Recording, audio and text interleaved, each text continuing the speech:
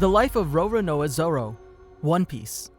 Roronoa Zoro, also known as Pirate Hunter Zoro, is a main combatant of the Straw Hat Pirates, one of their two swordsmen, one of the senior officers of the Straw Hat Grand Fleet, and is publicly recognized as the right-hand man of his crew's captain, Monkey D. Luffy. Formerly a bounty hunter, he is the second member of Luffy's crew and the first to join it, doing so in the Romance Dawn arc. Born in the East Blue, Zoro is the son of Terra and Roronoa Arashi, the grandson of Shimotsuki Furiko and Roronoa Pinzoro, and the grandnephew of Shimotsuki Ushimaru, making him a descendant of both the Shimotsuki family of Wano Country and the legendary samurai Shimotsuki Ryuma. As a master of three-sword style, swordsmanship style which he created during his childhood training in Shimotsuki Village, Zoro is one of the three most powerful combatants of the Straw Hats, alongside Luffy and Sanji, who are referred to as the Monster Trio. His dream is to become the greatest swordsman in the world in order to honor a promise he made to his deceased childhood friend and distant cousin Kuina. In addition to his infamy as one of the Straw Hats and as former bounty hunter, his sizable bounty upon arriving at the Sabudi Archipelago caused Zoro, along with Luffy, to be included among the 11 Super Rookies pirates who simultaneously reached the Red Line with bounties of over 100 million belly shortly before the Summit War. He, the other 10 Super Rookies, and Marshall D. Teach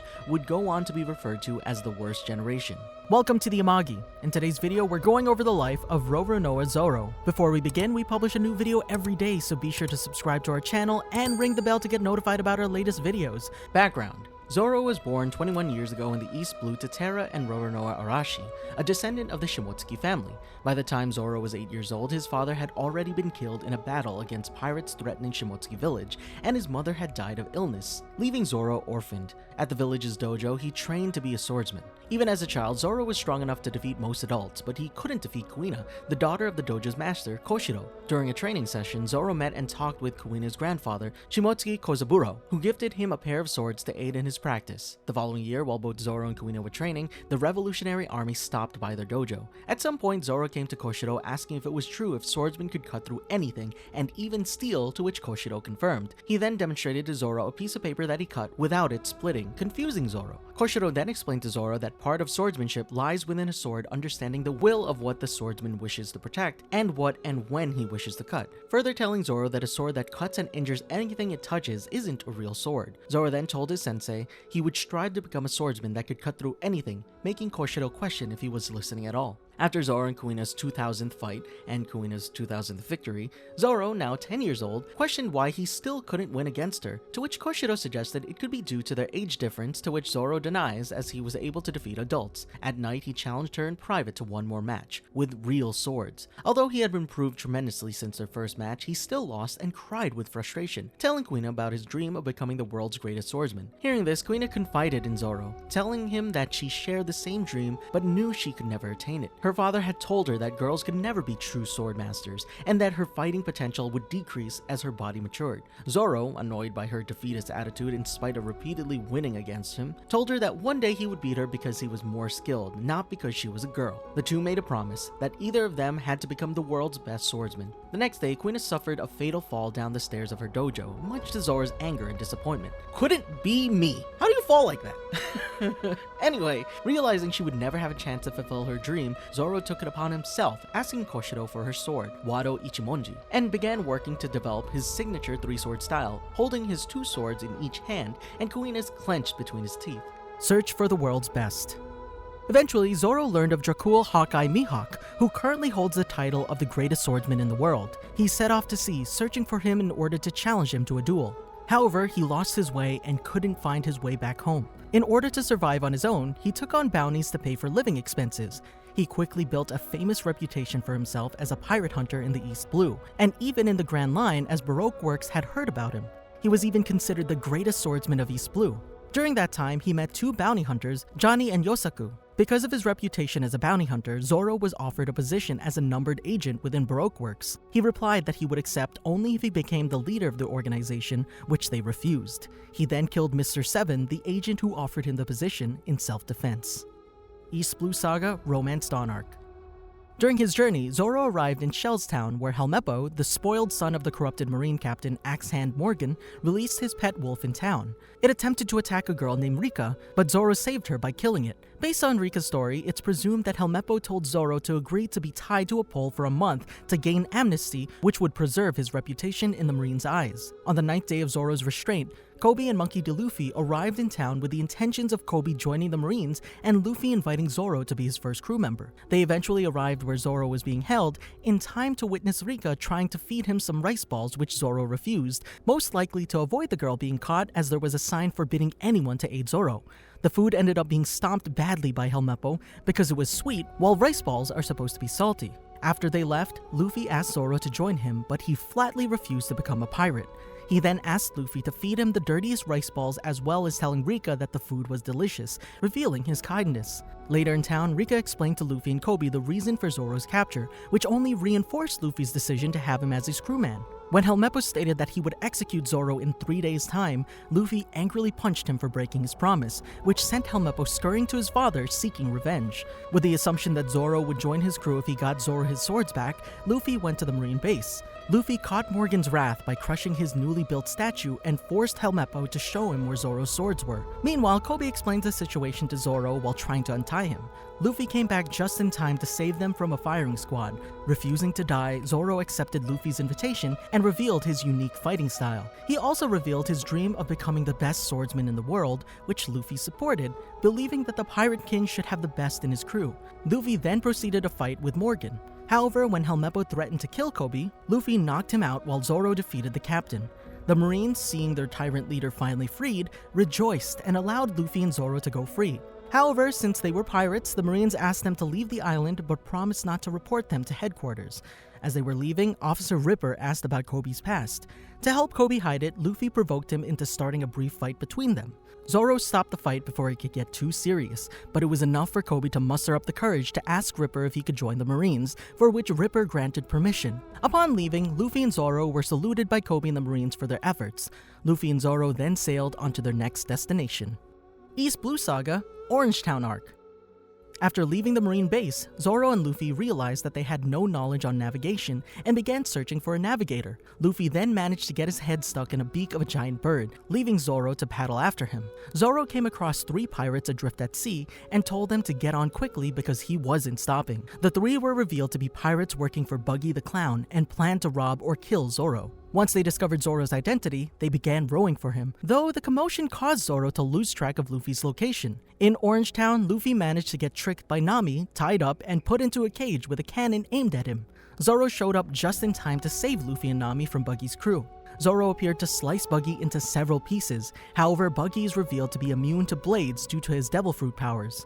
Buggy then stabbed Zoro from behind, heavily injuring him. Despite this, Zoro managed to flip the cannon aimed at Luffy to point it at Buggy and his crew instead. Once the cannon was fired at them, Zoro picked up the iron cage Luffy was stuck in and dragged him for a few blocks. After being taken in by Boodle, the mayor of the town, Zoro was taken care of and slept at his house. However, the house was soon demolished by Buggy and the Buggy Balls that were unleashed upon the town. Zoro rose from the debris with no injuries. The crew soon decided to make a stand against Buggy. Zoro was pitted against Kabaji, Buggy's second mate. Zoro fought Kabaji, who fought dirty by striking Zoro's wounds whenever he had the chance. He also created flames through his breath and breathed it directly into Zoro's face. However, once Kabaji was knocked off his unicycle, he became angered and attacked with a slew of spinning tops and more deadly acrobatic maneuvers. Buggy tried to help him by sending his arm to help hold Zoro in place for Kabaji's strike, but Luffy didn't allow Buggy to interfere in Zoro's duel. Zoro then took his own sword and slit his own side to ensure that he could battle Kabaji evenly when he was greatly injured. Kabaji recognized Zoro's honor and thought of this as the perfect opportunity to take him down. Zoro declared that if he could not topple all men who called themselves swordsmen, such as Kabaji, then he should give up his own dream to become the greatest swordsman. Kabaji was then defeated by Zoro's onigiri, which cut open his chest. After Kabaji fell to the ground, Zoro also collapsed, claiming that he needed a rest after the grueling struggle. As he fell to the ground, Kabaji was stunned that he, along with Buggy's deadly crew, were all defeated by common thieves. Zoro responded by saying they were not common thieves, and they were pirates. Zoro fell back asleep while Luffy battled against Buggy. As the trio started to relax, the townspeople came back into the town, and seeing their mayor knocked out, demanded answers. Luffy replied that the three were pirates, and the townspeople chased them out of town, though the three managed to lose them thanks to Shushu's intervention. Nami agreed to temporarily team up with Zoro and Luffy, and the three sailed off in the 2 small boats they obtained. East Blue Saga, Syrup Village Arc. The crew later arrived at Gecko Island. Upon landing, they met Usopp, the local troublemaker of Syrup Village and leader of the Usopp Pirates. After some misunderstanding about coming to the island, they discovered that Usopp's wealthy friend Kaya was bedridden, but was well provided by her 2 butlers, Mary and Klahadore. Luffy believed Kaya would be able to give them a boat, so they moved forward to visit her. The group was sent flying into the backyard by Luffy, only to intrude on an argument between Usopp and Klahadore, who insulted Usopp's father and forced the group away from the house. While Usopp and Luffy bonded, Nami, Zoro, and the Usopp Pirates came across the backwards walking hypnotist, Django. After Usopp ran past them hysterically screaming that Klahadore was a pirate, they went in search for Luffy. Luffy confirmed that Klahadore was actually Captain Kuro, who planned on killing Kaya and getting all her money. Usopp returned but told the boys that it was just a lie, making them disappointed at Usopp for lying to hurt people and not to entertain. The Straw Hats gained a great deal of respect towards Usopp for tricking the boys to protect their well-being and planning to take on an entire pirate crew. Thus, he agreed to help him. Usopp planned to have an oil slip to stop the pirates, to which he could snipe them with ease. However, the 4 were shown to be on the wrong side of the island. Nami fell into the oil slick, but managed to switch spots with Zoro and ran off to fight. Luffy became lost on his dash, causing Usopp and Nami to initially fight the pirates alone. Just before the 2 could be killed, Zoro and Luffy arrived to fight the Black Cat pirates.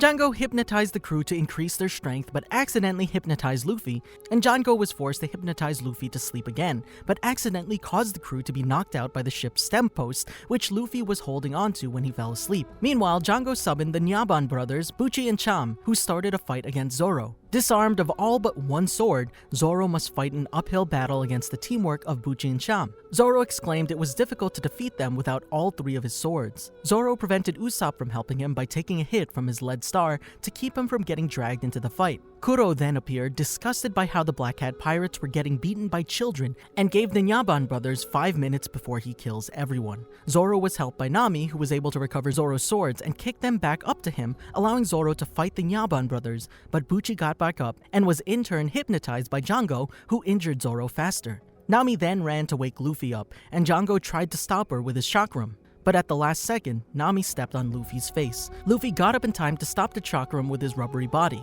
Usopp ordered his crew to take Kaya and flee. The 3 then took Kaya into the forest while Kuro sent Django after them. Zoro finished off Buchi. He then headed out with Usopp as his guide on his back to rescue Kaya and the boys, since Usopp couldn't move due to his injuries and Zoro needed him to navigate through the forest. Eventually, Django caught up with his target and easily overpowered the boys. Kaya then threatened to kill herself with Django's chakram to stop Django from hurting Usopp's crew. Django promised to leave the boys unharmed in exchange for her to sign the will that would allow Kuro to legally acquire her wealth. Zoro and Usopp caught up, and Usopp aided Zoro in defeating Django and rescuing Kaya and the boys with his sniper skills. Usopp decided during the aftermath that news of a real pirate attack might be too upsetting for the villagers and would affect their peace of mind, since pirates don't normally come to an out-of-the-way village. Therefore, he ordered everyone to keep it a secret, which Kaya and his crew agreed with. Kaya was grateful to the Straw Pirates and gave them her ship, the Going Merry. Usopp was grateful to them as well, and now had the confidence to disband his pirate crew and strike out on his own to be a real pirate. Usopp bid the Straw Hat crew farewell, who became confused and told him to stop and get on their boat with them instead, as he became a part of their crew. East Blue Saga, Baratie Arc. The crew met Johnny and Yosaku. Luffy began his job as a waiter to pay for the damage he did to the Baratie for Zeph, and tried to convince Sanji to join his crew. Gin returned to the Baratie with his also starving captain, Don Krieg, to whom Sanji once more gave food. But Don Krieg betrayed the cook once he regained energy and attacked the Baratie, despite the cook's best efforts to stop him. It was then revealed that the head chef, Zeph, was a great pirate known as Red Leg Zeph, who traveled the Grand Line for a whole year before heading back into the East Blue. Gin explained the catastrophe Krieg's fleet met in the Grand Line when they encountered Dracula Mihawk, and Don Krieg attempted to take control of the Baratie. Mihawk had returned to finish the job with Don Krieg's pirate armada, but Zoro challenged him to a duel in order to achieve his dream. Mihawk easily fended off all 3 of Zoro's swords with the tiny cross dagger he kept around his neck. Zoro, wanting to finish the fight, unleashed his onigiri, but Mihawk easily stopped it as well, stabbing directly towards his heart. Zoro, not wanting to back down because of his pride, piqued Mihawk's curiosity. Mihawk stated that he would remember his name, and as a testament to Zoro's willpower, Mihawk unsheathed his black sword. Zoro unleashed a secret technique, 3,000 worlds, against Mihawk, but Zoro was utterly defeated, and both his unnamed swords were destroyed in the process. Sheathing Wado Ichimonji and turning to face Mihawk, Zoro claimed that a scar on the back of a swordsman is shameful. With that, Mihawk grinned and slashed Zoro down, causing a large scar going from his left shoulder all the way down to his right hip, ending the duel. Mihawk left after defeating Zoro as Don Krieg continued his invasion on the Baratie. Johnny and Yosaku left with Usopp and the wounded Zoro to go after Nami, who had stolen their ship and left. East Blue Saga Arlong Park Arc. Sometime after Yosaku left to inform Luffy of Nami's destination, Usopp, Zoro, and Johnny arrived at the island. As they approached the island, they tied up Zoro to keep him from harming himself by foolishly attacking fishmen who were fabled to be 10 times stronger than humans. However, they spotted 3 fishmen as they pulled close to shore. Usopp and Johnny quickly abandoned the ship, leaving Zoro defenseless. Zoro was then brought to Arlong Park, where he found out Nami's allegiance to Arlong. After some banter, Arlong proudly stated that Nami was the type of person who would betray even her own family for the sake of riches, which visibly disturbed her. To test Arlong's statement, Zoro threw himself into the water. Nami saved Zoro, but beat him to reassure that she was still part of Arlong's crew. While Arlong was away at Nami's village, Zoro broke free from the dungeon he was being held at, with some help from Nami, who cut his ropes, and struck down the fishmen stationed at the park to kill some time. He then met the octopus fishman, Hachi, who was outside the park fishing, clearly oblivious of what had just went down on the other side of the wall. Thinking Zoro was a guest, Hachan towed him to the Kokoyashi village. When he arrived, however, he discovered that Arlong had already returned to Arlong Park. Luffy, Yosaku, and the newly recruited Sanji were hurled towards the island by their temporary chariot led by Momu. They fell from the sky only to meet up with Zoro. Johnny found them as well and told them that he saw Nami stabbing Usopp. Not long after, they came upon a defiant Nami who tried to convince the Straw Hats that she was only in it for the treasure. She then told them to take their ship back and get off the island. Luffy refused, causing Nami to angrily walk away. Johnny and Yosaku also split off, not wanting to be killed by the fishmen. Zoro said that he never expected Nami to murder someone and that she was only a small-time criminal. Sanji became enraged at the comment and the two started to fight, only to have Usopp's face taking the impact of both. Usopp woke up and told them of what really happened. Nami's adoptive sister, Nojiko, found them and agreed to tell them the reason behind Nami's motives. Luffy then left to take a walk and Zoro fell asleep, while Sanji and Usopp, as well as an eavesdropping Johnny and Yosaku, listened to the story of how Arlong took over the island and killed Nami and Nojiko's adoptive mother, Belle-Mère, and how Nami was working for Arlong as a cartographer and stealing from other pirates to buy back their village. Once Nami broke down after Arlong had his accomplice, the corrupted marine captain Nezumi, take all the money she had been saving for her village, she tearfully asked Luffy for help. Zoro, Sanji, and Usopp joined him on the march to Arlong Park, where Johnny and Yosaku were stopping Kokoyashi's villagers from entering as they waited for the Straw Hats. After entering, the Straw Hats managed to beat almost all the fishmen with the exception of the generals. Luffy stuck his feet into the ground to beat the Arlong sea cow Momu and was later thrown into the water by Arlong. Zoro warned Sanji that they could not immediately jump in to save Luffy. He reminded them that the fishmen would be faster and more powerful underwater, so they must move to defeat them on land quickly. Zoro squared off against Hachan and found it to be challenging due to his previous injuries against Mihawk.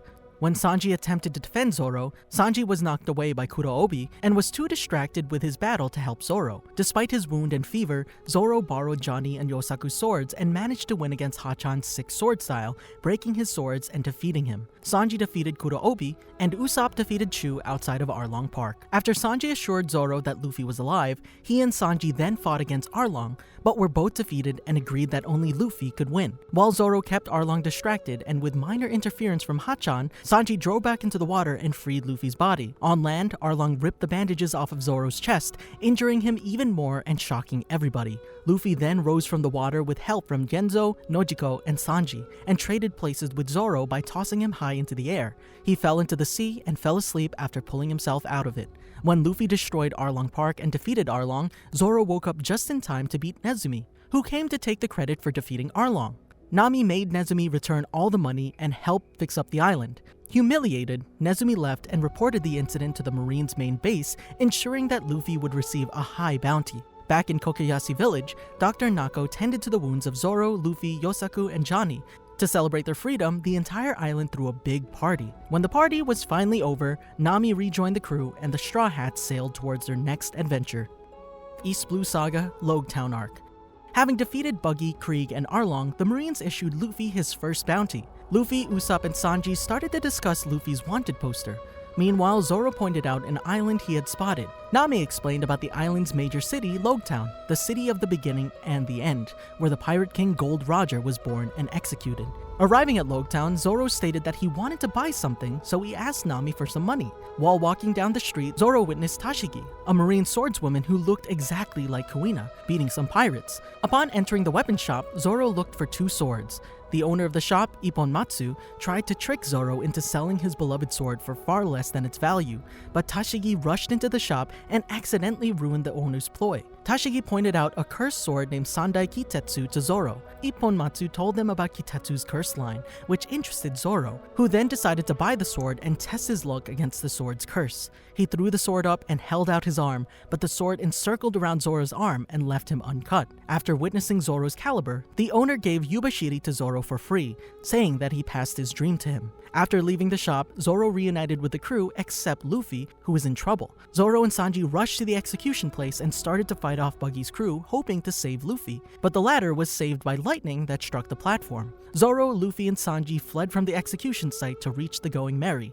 but Tashigi and Smoker intercepted them. Tashigi engaged Zoro in battle, and Smoker battled Luffy and Sanji.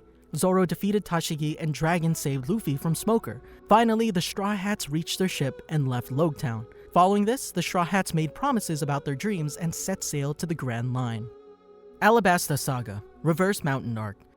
Heading to the Grand Line, Nami had to search for more information about it. The Straw Hats then gathered and Nami explained about the only way to reach Grand Line, which is the Reverse Mountain. The Straw Hats arrived at Reverse Mountain through the storm, though they were nearly blown off course and into the calm belt. But they eventually reached the entrance of Reverse Mountain and managed to climb its uphill rapids despite some tricky close calls.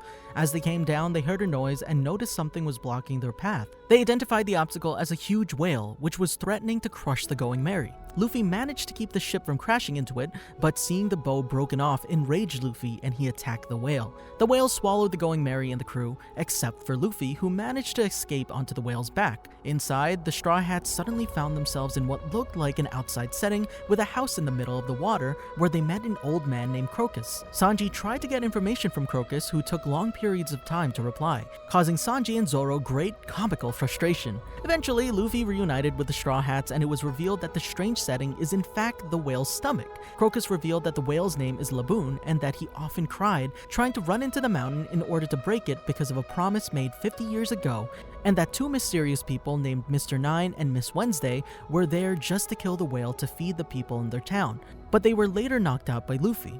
Once they exited Laboon, the Straw Hats threw Mr. Nine and Miss Wednesday off to sea. Luffy made a promise to the whale, hoping to solve its past problem. The crew was making the preparation for their journey when Nami realized that the compass does not work there, to which Crocus explained that they needed a log post to travel through the Grand Line, and gave one to them. Also, Mr. Nine and Miss Wednesday asked the Straw Hats to take them to their town. Since everything was ready, they set sail to the first Grand Line island. Alabasta Saga, Whiskey Peak Arc.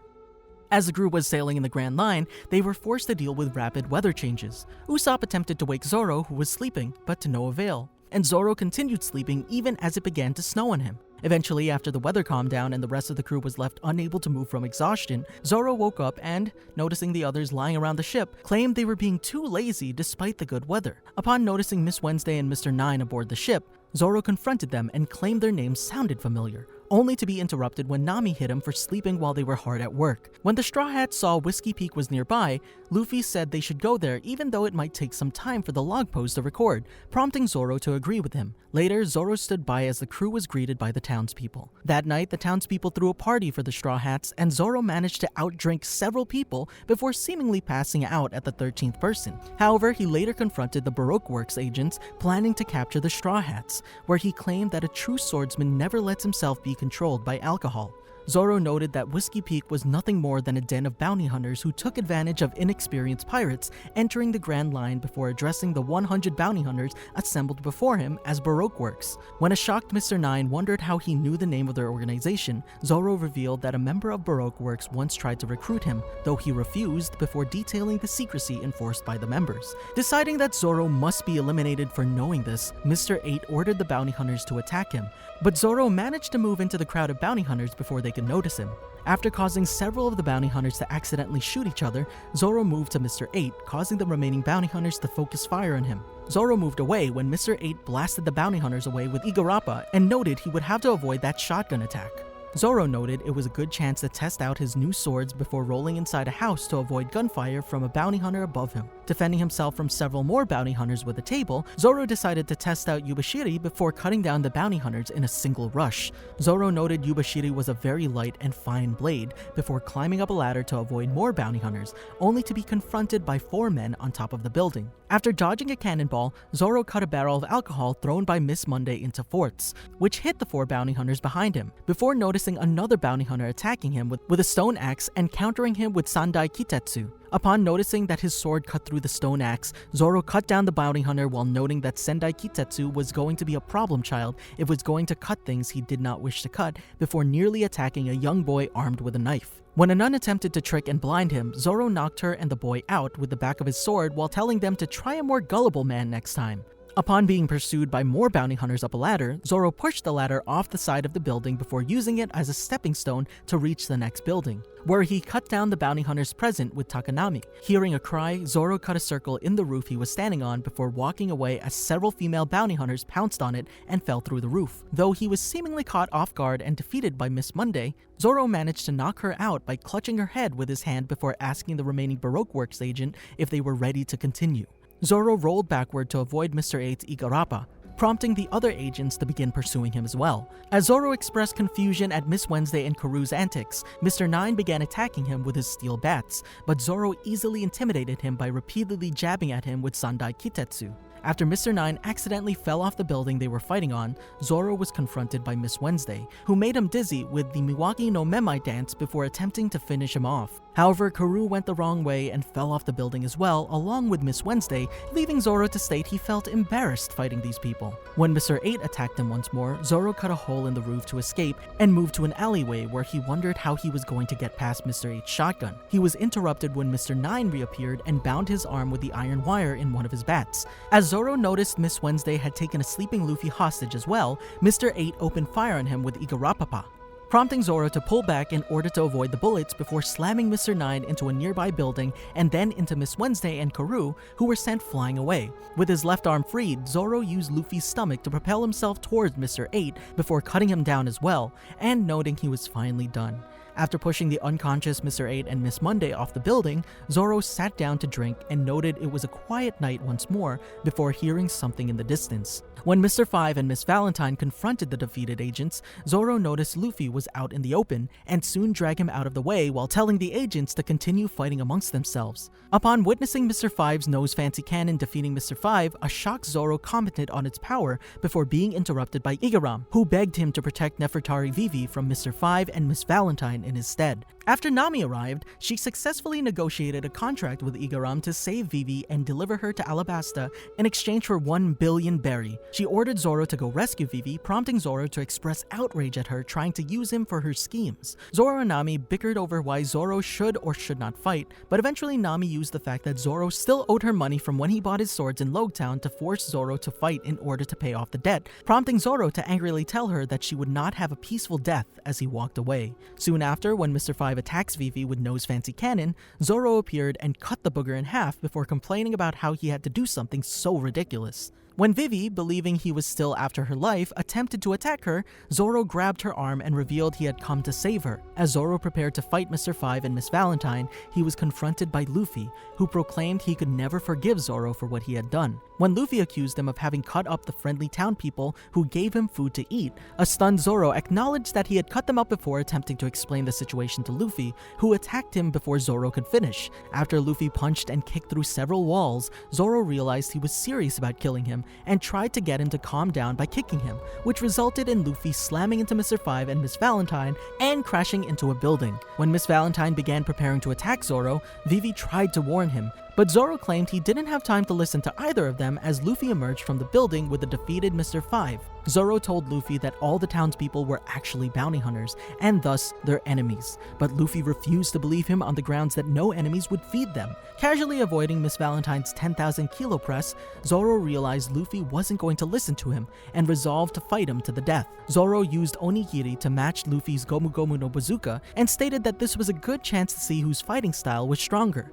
As Zoro and Luffy continued to clash, Mr. Five and Miss Valentine attempted to attack them, but Zoro and Luffy intimidated them with a simple glare before effortlessly defeating both of them with one attack. After wondering who Mr. Five and Miss Valentine were, Zoro and Luffy attempted to resume their fight, only to be interrupted by Nami, who beat both of them up while berating them for almost costing her 1 billion berry. Eventually, Zoro explained the situation to Luffy, who admitted that he thought Zoro cut them up because he didn't prepare his favorite food. When Vivi explained the situation in Alabasta and the reason why she infiltrated Baroque Works, Zoro commended her for being so brave, and when she accidentally revealed Mr. Zero's identity, Zoro was the first one to point out that she did this. As Zoro and Luffy expressed interest in meeting and fighting a warlord of the sea like Crocodile, Igaram arrived and asked Luffy if he had decided whether or not he would take Vivi to Alabasta, which prompted Zoro to explain to Luffy that he wanted them to take her home. After explaining that he would be acting as a decoy so that Zoro and the others could escape, Igaram left Whiskey Peak on a ship with 3 dummies, only for his ship to explode in a massive fireball,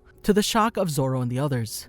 After confirming that the log post had finished recording, Zoro told Luffy to wake up Sanji and Usopp and bring them back to the ship. On board the Going Merry, Zoro pulled up the anchor before informing Luffy, who had just arrived with Sanji and Usopp in tow, that they were ready to leave at any moment. After Zoro revealed that Karoo was already on the ship to Nami and Vivi, the Straw Hats set sail, and upon hearing Sanji and Usopp protesting their departure, Zoro asked Nami to explain the situation to them, prompting Nami to shut them up by hitting them. Soon after, Zoro was shocked when Miss All Sunday suddenly appeared on the Going Merry and drew Wado Ichimonji in an attempt to attack her, only to stop upon seeing Usopp and Sanji pointing a slingshot and a pistol, respectively, at her head. When Miss All Sunday threw Usopp and Sanji onto the deck seemingly without touching them, a surprised Zoro wondered if it was a devil fruit. After mocking Vivi and the Straw Hats, Miss All Sunday gave them an eternal pose that would allow them to sail to Nanimonai Island so they could avoid detection by Baroque Works, which prompted Zoro to state it was probably a trap.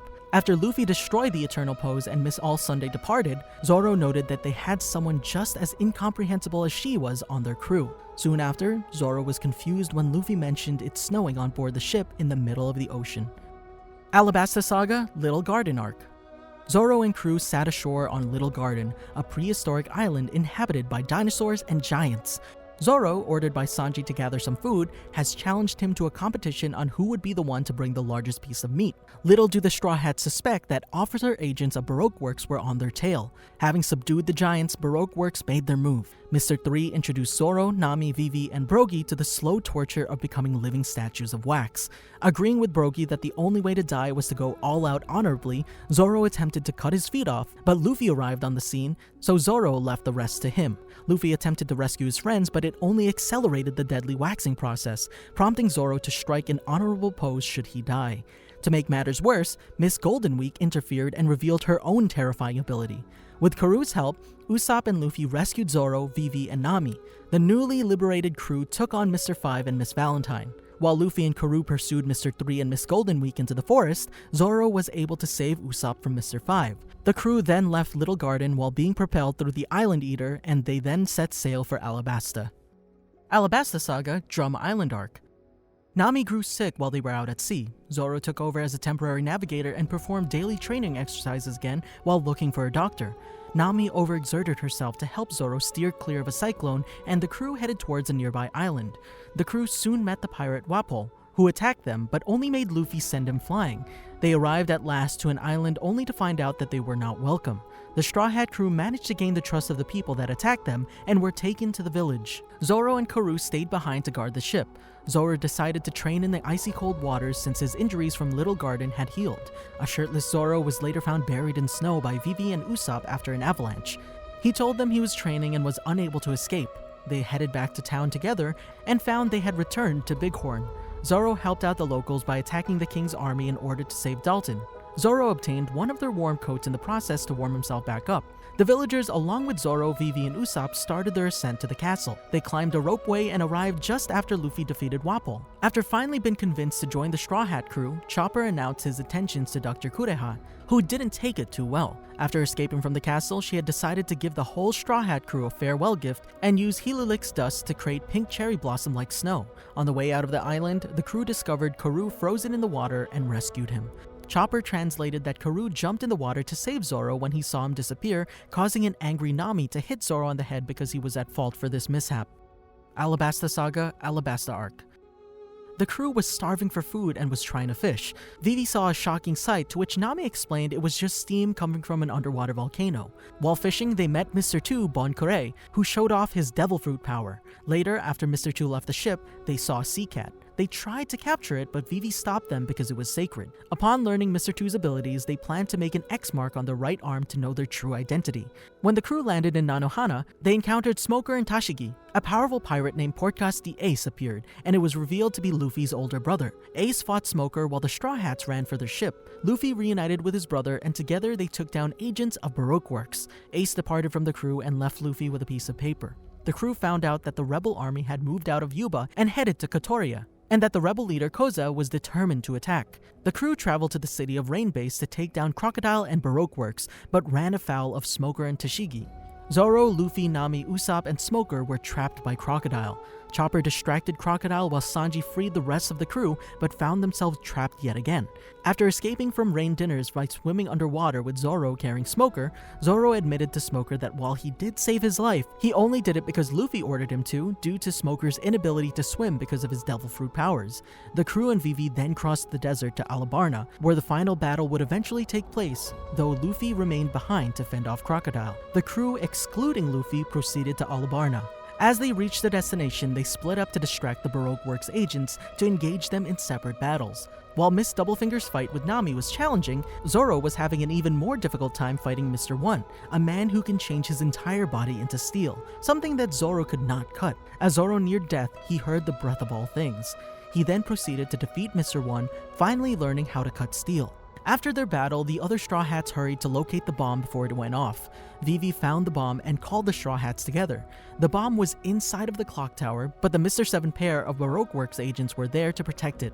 Vivi defeated them, but she realized that the bomb could not be stopped so easily. It had a timer, and right before it blew up, Hell showed up and took it into the atmosphere, where he seemingly sacrificed himself to save Alabasta. When the battle finally had ended, the outcome was tallied. Igaram appeared with proof of Cobra's innocence, and Koza explained everything.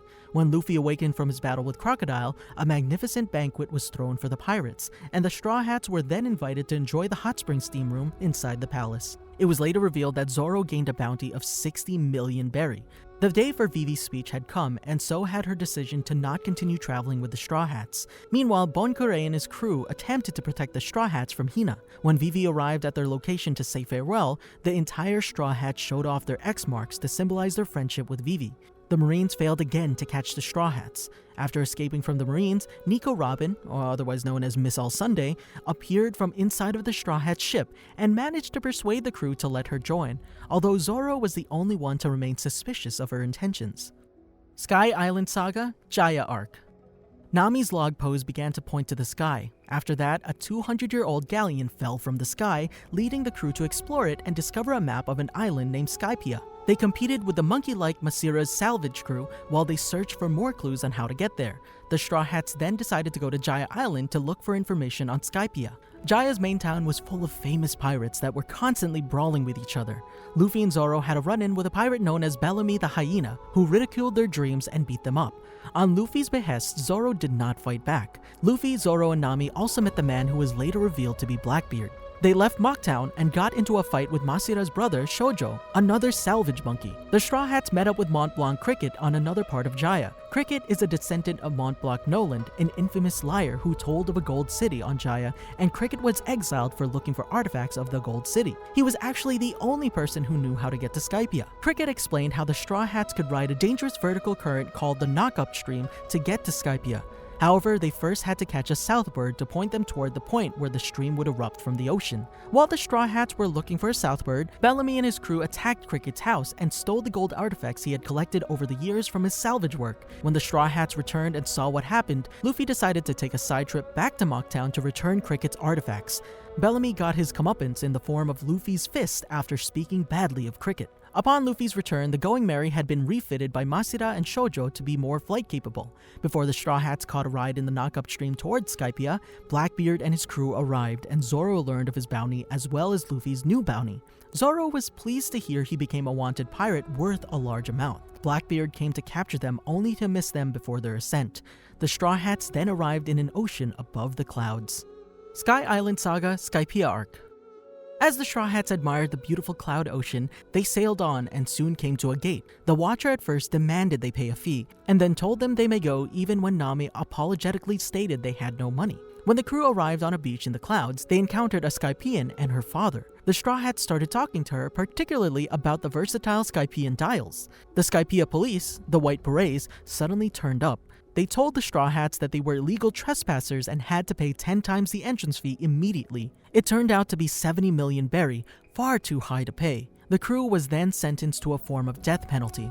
Luffy, Zoro, and Sanji swiftly took out the White Berets. As the crew prepared for their adventure in Skypiea, an enormous shrimp attacked the Going Merry.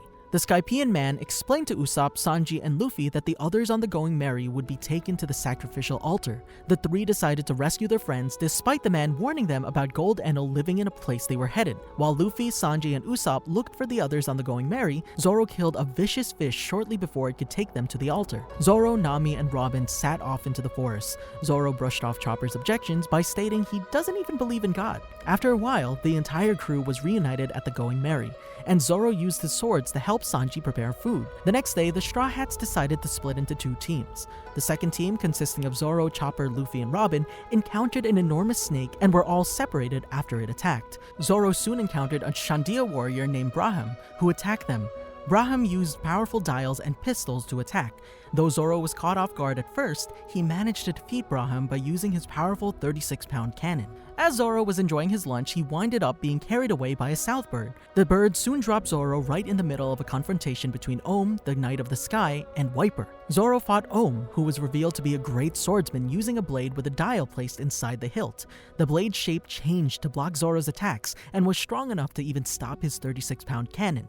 After a lengthy struggle, Zoro defeated the priest with an incredibly powerful 108-pound cannon.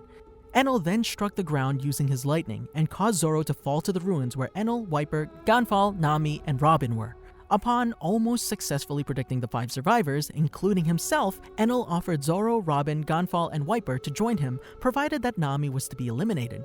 When all 4 openly refused his invitation by proclaiming that Enel himself would be eliminated, Enel proceeded to knock Gonfal down with his powers. Enel then went on to harm Robin. Zoro furiously attacked him in retaliation, but failed in harming him at all. Enel then injured Zoro, who tried to attack Enel once more. But he was shocked into unconsciousness when Enel struck him with a wolf-like lightning attack. Later, after regaining consciousness, Zoro attempted to cut down the beanstalk near Luffy and Enel upon Nami's request. He managed to cleave some of it apart, but he was then struck into unconsciousness again by Enel. Wiper then finished the job and was able to cut down the beanstalk. After Luffy defeated the tyrannical Enel and finally rang the golden bell, Zoro joined the other Skypians in drinking and celebrating. Water 7 Saga, Long Ring Long Land Arc. After returning from Skypiea, the Straw Hats came across a mysterious pirate ship with no captain and navigator after they tried to escape from a giant wave. They soon arrived at an island with some strange long animals, the so-called Long Ring Long Land Island. As Luffy, Usopp, and Chopper went on board, Zoro, Sanji, Nami, and Robin were challenged by the Foxy Pirates to a Davy-back fight. Luffy accepted the challenge with a gunshot. When Foxy decided to take Chopper after the first round, the donut race, Chopper cried and said that he only went out to sea because he was asked to be a member of the Straw Hat Pirates. Zoro lectured Chopper and told him that he had to be a man and that he was responsible for becoming a pirate. In the second game, called the Groggy Ring, he and Sanji were partnered. They were fighting over who should be the ball man until Sanji took the position at Nami's request. The referee told them that weapons were prohibited in the game, so Zoro was forced to use no sword style. They defeated the groggy monsters and won after a decisive battle and allowed the Straw Hat Pirates to reclaim Chopper. The last game, Combat, was a fight between the two captains. Luffy defeated Foxy and chose to take Foxy's pirate flag rather than taking a crew member. Luffy made them a new flag, which ended up being hideous because of his poor artistic ability. After having returned to Tonjit's hut, the Straw Hats met a Marine Admiral named Aokiji. Aokiji told the crew that he was only there to confirm that Robin was still alive. He then used the Ice Saber and proceeded to slice up Robin, but Zoro stopped him. During the fight, Zoro's right shoulder was frozen by Aokiji. After the crew returned to the Mary, Zoro and Sanji immediately jumped into the ocean when Chopper said it would unfreeze them. After treatment, Zoro thought to himself that Luffy needed to get stronger to fight a stronger enemy. Water 7 Saga, Water 7 Arc. As the Straw Hats continued their journey, they encountered a sea train on their way. They stopped at a train station and asked an old woman named Kokoro where they could repair the ship and recruit a shipwright. Kokoro gave them a picture of a person named Iceberg and told them this was the person for whom they were searching. They set sail and opened the picture only to find it was just a drawing. When they arrived at Water 7, Zoro pulled out the sail and accidentally broke it, not realizing how poor its condition was. Soon, Luffy, Nami, and Usopp disembarked to hire a shipwright. Robin and Chopper then went shopping, following later by Sanji. Zoro remained sleeping and guarded the ship. When he woke up, the ship was surrounded by mysterious strangers called the Frankie family. They attacked but were easily defeated by Zoro. When a man named Kaku, a shipwright from the Galila company, arrived to check the ship, he mistook him for Usopp due to his long nose. Upon completing the inspection, Kaku stated that the ship could not be repaired anymore, a statement Zoro vehemently disagreed with. The carpenter soon returned to the shipyard. In a monologue, Zoro asked the Going Merry if this would really be its last voyage. Zoro later joined Chopper, Sanji, and Luffy to look for Usopp and their stolen money. They found Usopp unconscious outside of the Frankie house. The four then attacked the Frankie family and destroyed their base, more so for beating up Usopp than for stealing their money. By then, their money had already been taken by Frankie to an unknown location, so they couldn't get it back. While Usopp received medical treatment from Chopper, Luffy decided to get a new ship based on the shipwright's remarks about Mary's fate. When Usopp woke up, Luffy told him this, and Usopp angrily disagreed. They started a quarrel as to whether they would leave the ship or not. A few harsh words were exchanged, and Usopp then went outside saying he quit being a Straw Hat pirate. He then challenged Luffy to a duel, and the winner would claim the ship. Later, Zoro was seen fighting with Sanji over who was responsible for the situation. Robin had disappeared while in the city, and they were also wondering where she had gone. After the duel, the victorious Luffy was still torn up regarding the conflict. Zoro told him that as a captain, he must never hesitate or else the crew could not rely on him. He then stated that they could never come back to the Going Merry again. When the crew later rented a hotel room, he just sat on the rooftop. The Straw Hats then became suspects to the attempted murder of Iceberg after a sudden attempt on his life was made. When Zoro saw Luffy, Chopper, and Nami, they planned to enter the Galila building in order to talk to Iceberg. As Luffy disappeared, they were spotted by the Galila guards and started running. When Zoro became annoyed of the carpenters, he decided to use the back of his swords to defeat them. As they entered the building, they saw Luffy with Polly there and discovered the true identities of Bluno, Khalifa, Kaku, and Lucci as agents of CP9. They saw Robin with them too. Zoro attacked Kaku saying that he was not a true shipwright, but Kaku replied that he did his job correctly when examining the Going Merry.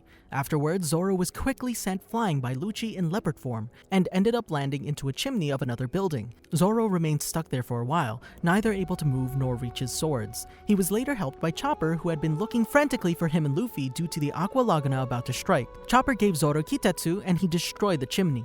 When he was finally freed, the two ran as quickly as possible to get away from the tidal wave. Zoro and Chopper, along with Nami and Luffy, were helped by Polly and narrowly escaped drowning. Having heard the truth behind Robin's strange behavior, they planned to sail into the storm to pursue the sea train and save her. Polly disagreed with their plan and was willing to fight them and stop them.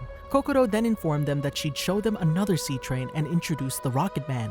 Seeing how determined Luffy was to save Robin, Kokoro and Iceberg lent the Straw Hat crew the use of Rocket Man. The Frankie family showed up, pleading with Luffy to let them join them because they would do anything for their leader, who had also been captured along with Robin. The Rocket Man finally made it out to sea.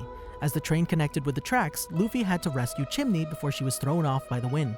With Luffy and Chimney safe in the train, Polly told his fellow carpenters who the real culprits were. The Straw Hats, Frankie family, and Galila Company formed an alliance against CP9. When a large tidal wave loomed ahead of Rocket Man, Luffy and Zoro performed a joint move that acted similar to a cannon and blasted a hole through the wall of the wave, opening up a channel for them to pass through. They miraculously passed through unscathed and the passengers rejoiced. In the Rocket Man, Luffy, Zoro, Nami, and Chopper got an outfit change. Nami showed off the weapon Usopp upgraded for her while he was still with them. Those on the Rocket Man then encountered the discarded cars that Sanji had managed to detach from the train ahead, and Zoro sliced them so that they could pass. Zoro then clashed with Ship Cutter T-Bone, who was running on the tracks to catch up to the train ahead.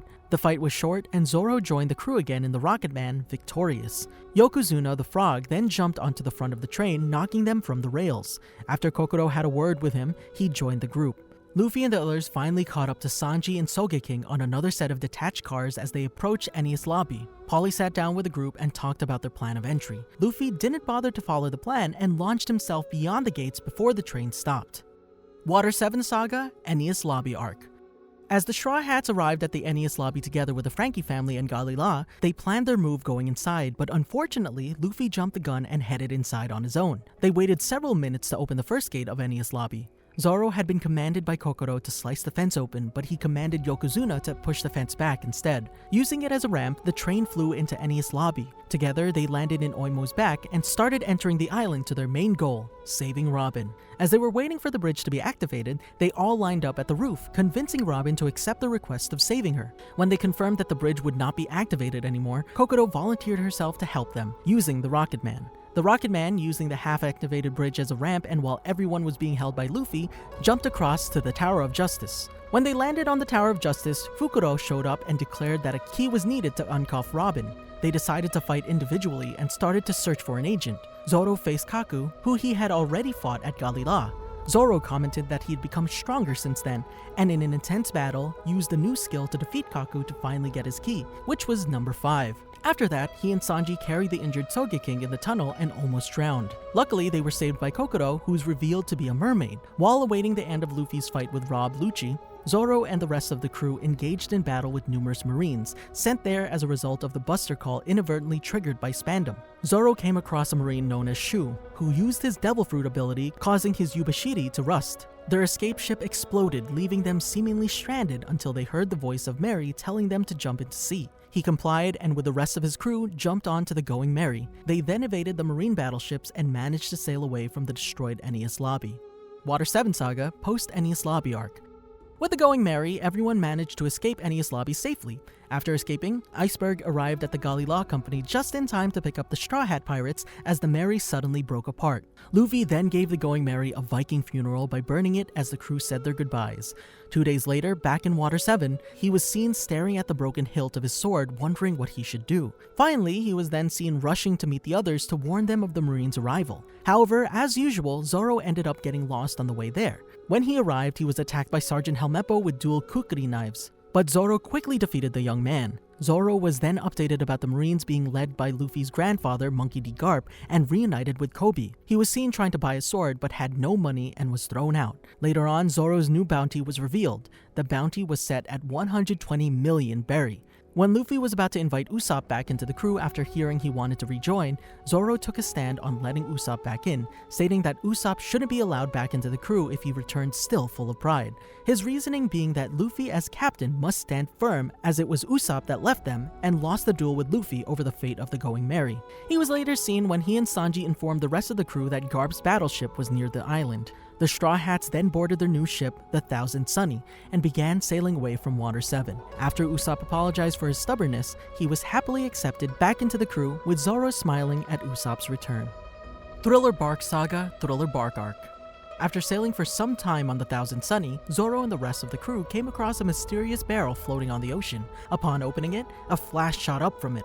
After braving a storm that mysteriously came afterwards thanks to Nami and Frankie, Zoro and the rest of the crew found themselves in the presence of a ghost ship. This ship apparently belonged to a skeleton named Brook, who, by chance, initially accepted Luffy's offer to join the crew. This apparent new addition to the crew made Zoro scold Nami and Sanji for not keeping Luffy from inviting the skeleton. Zoro then joined for dinner as the skeleton explained his past to the others. Just as Brook was about to perform before Zoro and the rest of the crew, a ghost appeared and some clanking sounds were heard. These sounds were caused by the closing of the gates of Thriller Bark. These events prompted Brook to head to the island before Zoro and the rest of the Straw Hats' eyes. After witnessing Frankie's present to the Straw Hats that the cyborg decided to show them, Zoro and the rest of the Straw Hats decided to look for Nami, Usopp, and Chopper, who had not returned. However, before Zoro and the rest could go to the island, they were stopped by an invisible thing. The thing stole one of Zoro's swords and tried to stab Luffy with it. Luckily, Franky kicked it away before it found its mark. The thing left Zoro and the rest baffled. After the Thousand Sunny was caught in what was apparently an oversized spiderweb, Zoro and the rest disembarked onto the island. There they met the Cerberus, which did not intimidate Zoro. After Luffy tamed the beast, Zoro and the rest met two more of the island's creatures. Luffy caught the talking tree while Franky caught the unicorn. Zoro and Sanji then stopped Luffy before he could ask the talking tree to join the group. Zoro and the rest then came across some ghosts who affected some of them with their strange abilities. Zoro, seeing his companions in such a pitiful state, merely shook the whole matter off only to be affected by one of the ghosts himself. After Zoro and the rest who were also affected by the ghost recovered, they pressed forward. Zoro and the rest later met with some zombies and defeated them with a combo technique. The group then met with an old man who looked like a zombie. The old man asked them to defeat Gecko Moria, who had stolen his shadow. While in Hogback's mansion, Zoro disappeared not long after Sanji did. He was later found asleep on the Thousand Sunny with Sanji and Luffy and was woken up by Usopp. After purifying some zombies, Zoro, Franky, and Sanji were about to cross a bridge leading to Hogback's laboratory when Oars smashed it. With the construction of a new bridge done by Franky, Sanji departed to save Nami. Later on, Zoro and Franky found the defeated Brook and saved him at the last moment from Ryuma. Seeing the samurai sword, Zoro claimed he intended to fight and take it. After a short but intense battle, he defeated the legendary samurai and gained the sword Shusui from an ashamed Ryuma. When Moria gained control of Oars, he ordered him to rampage through Thriller Bark and defeat the Straw Hats.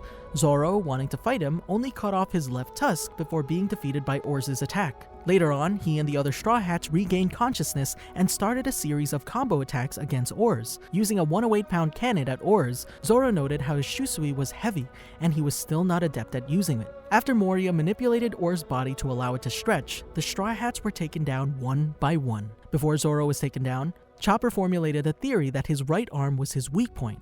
As his final movement, Zoro tried to damage the arm, but failed since zombies don't feel pain, and was taken out. After being carried away from the fight between Nightmare Luffy and Oars by the Thriller Bark Victims Association, he regained consciousness and helped Luffy use Giant Bazooka to shatter Oars' spine. As Moria used Shadow Asgard, he stood by watching the fight between Moria and Luffy and was almost burned away by the sun until, with the defeat of Moria, his shadow was finally returned. After launching an attack on the Thriller Bark Victims Association, Bartholomew Kuma targeted Zoro. Zoro tried to fight Kuma, but Kuma just pushed his attacks away with his Nikyu Nikyu no Mi, leaving Zoro at a disadvantage. Kuma then came with an ultimatum: give up Luffy and the rest will be allowed to survive. Zoro, the crew, and the Thriller Bark Victims Association, all in one voice, refused, and so Kuma calmly detonated the island with an Ursus shock, knocking out everybody. However, when Kuma was about to take Luffy, Zoro rose again as one of the only people not knocked unconscious and even launches a successful Shishi-Sansan attack on Kuma, revealing that he's a cyborg. Kuma then stated that he's a cyborg but not like Cyborg Franky, and furthermore explained that he was an incomplete human weapon created by the world government and Dr. Vegapunk, called a pacifista. Zoro then proceeded to ask for his head to be taken in exchange for Luffy's. Kuma agreed, but at that point, Sanji woke up and wanted to give his head instead. Zoro calmly hit one of his wounds just above his right hip and knocked Sanji out. Kuma then proceeded to use his powers and drew out all of Luffy's pain and fatigue. Luffy had so much pain and fatigue that it formed a gigantic paw of energy bigger than Kuma himself. Kuma gave Zoro a small sample of it, and Zoro could barely tolerate the pain. Kuma then stated that if Zoro were to take in Luffy's injuries, he would definitely die. Zoro then asked to choose a location. Zoro then took the paw of pain and went to a nearby forest. He took a few breaths before he placed his hands inside of the giant paw. When the Straw Hat crew awakened along with the rolling pirates, Sanji went out to look for Zoro and found him in the forest still conscious, surrounded by blood as well as being covered from head to toe in blood. When Sanji asked what happened to him, Zoro replied that nothing happened at all in a trembling voice. Afterwards, all of the Straw Hats tended to Zoro's injuries. He was seen sleeping in the Thriller Bark mansion with wounds Chopper said were life-threatening, while his crew, minus Chopper, who was taking care of him, and Nami, who was watching over him, celebrated their victory. 2 days later, Zoro was awake and went to the grave that Franky built for Brook to honor the Rumbar pirates and asked for Brook's permission to lay his Yubashiri to rest near the grave. He later joked that Brook had bad luck since this crew is varied, to which Brook joked back with him. Once he and the rest of the crew finally left Thriller Bark, they held a toast to Brook, the newest Straw Hat. Summit War Saga, Sabadi Archipelago Arc. As the Straw Hats continued their journey, Zoro became embroiled in the battles against the Flying Fish Riders to protect a former enemy, Hachan, against the slave trader Duval. Assisting Hachan in his escape, he came to an understanding with the Fishman while defeating those in their way. After the incident, the Straw Hats arrived at the Sabari archipelago, where Zoro decided to go off on his own, presumably to get some liquor, as he was later seen chugging on a bottle of one. Though he claimed he knew where the Sunny was docked, a misread sign made the swordsman run off into the unknown, getting himself lost again. Eventually, he entered an area where a world noble was messing around with his slaves and the local population. Although other members of the 11 supernovas were watching, Zoro unknowingly insulted the noble, who fired his pistol. Zoro dodged the shot and was about to retaliate, but Jewelry Bonnie knocked him to the ground and forced him to play along to prevent an incident that would bring a marine admiral to the island. After the noble left and a brief argument with Bonnie, Zoro proceeded to carry a civilian who was injured earlier by the noble to the nearest hospital, ignoring Bonnie's protests. He later jumped into Luffy's flying fish after being told by the latter to do so in an attempt to find his way back to the ship, but was crashed into the auctioning house along with them. After Hachan was shot, Zoro witnessed Luffy punching St. Carlos in the face, the same noble he himself almost attacked. Zoro remarked that Luffy should have given him the chance to slice the noble himself. He also witnessed the mechanic they were looking for, Silver's Rele, who used an ability known as Haki to knock out the world's nobles' guards, as well as St. Shalria. Zoro assisted Luffy and battled his way out the massive hordes of marines, before escaping along with Rele with the help of Duval's Rosy Life Riders. They returned to Shaki's rip-off bar to rest. There, Rayleigh revealed that he was Gold Roger's first mate, and revealed the truth about how and what led to Roger's execution. After explaining the story of Roger, Rayleigh mentioned Shanks and Buggy as former members of Roger's crew. The mention of Buggy mildly irritated Zoro. Rayleigh congratulated the Straw Hats on making it through the first half of the Grand Line, but told them that he was going to need 3 days to coat the Thousand Sunny. Due to the arrival of an admiral, he would move the ship to avoid getting noticed. He gave the Straw Hats pieces of a Biburu card to meet up once he was done. Because of the admiral threat, Zoro mentions they too should split up to avoid getting caught and meet up at Rayleigh's location. As they said their farewells to Shakuyaku, Keimi, Papag, and Hachan, the Straw Hats departed but were later confronted by what appeared to be the warlord Bartholomew Kuma. As he attacked, the Straw Hats fought back. Zoro noted that there was something different about him. The Straw Hats continued to fight Kuma, and Luffy, Sanji, and Zoro finally delivered a successful counterattack in the form of a combo attack, knocking Kuma back. Zoro deduced that it may not be the real Kuma, as he had not reflected their attacks or teleported with his Niku Niku no Mi abilities. Zoro suddenly collapsed from the phantom pain he experienced before, when he had all of Luffy's pain and fatigue transferred to him, but managed to get up and hit Kuma with a new Ashura technique, which badly damaged the clone before Luffy finished it off. As the Straw Hats rested to catch their breath, they contemplated on how powerful their opponent was and how he came so early, as they planned to hide for the next 3 days, and were worried as to how they were going to deal with more opponents like that. Just then, a broadaxe-wielding warrior named Sentomaru appeared with yet another pacifista and ordered it to capture the Straw Hats.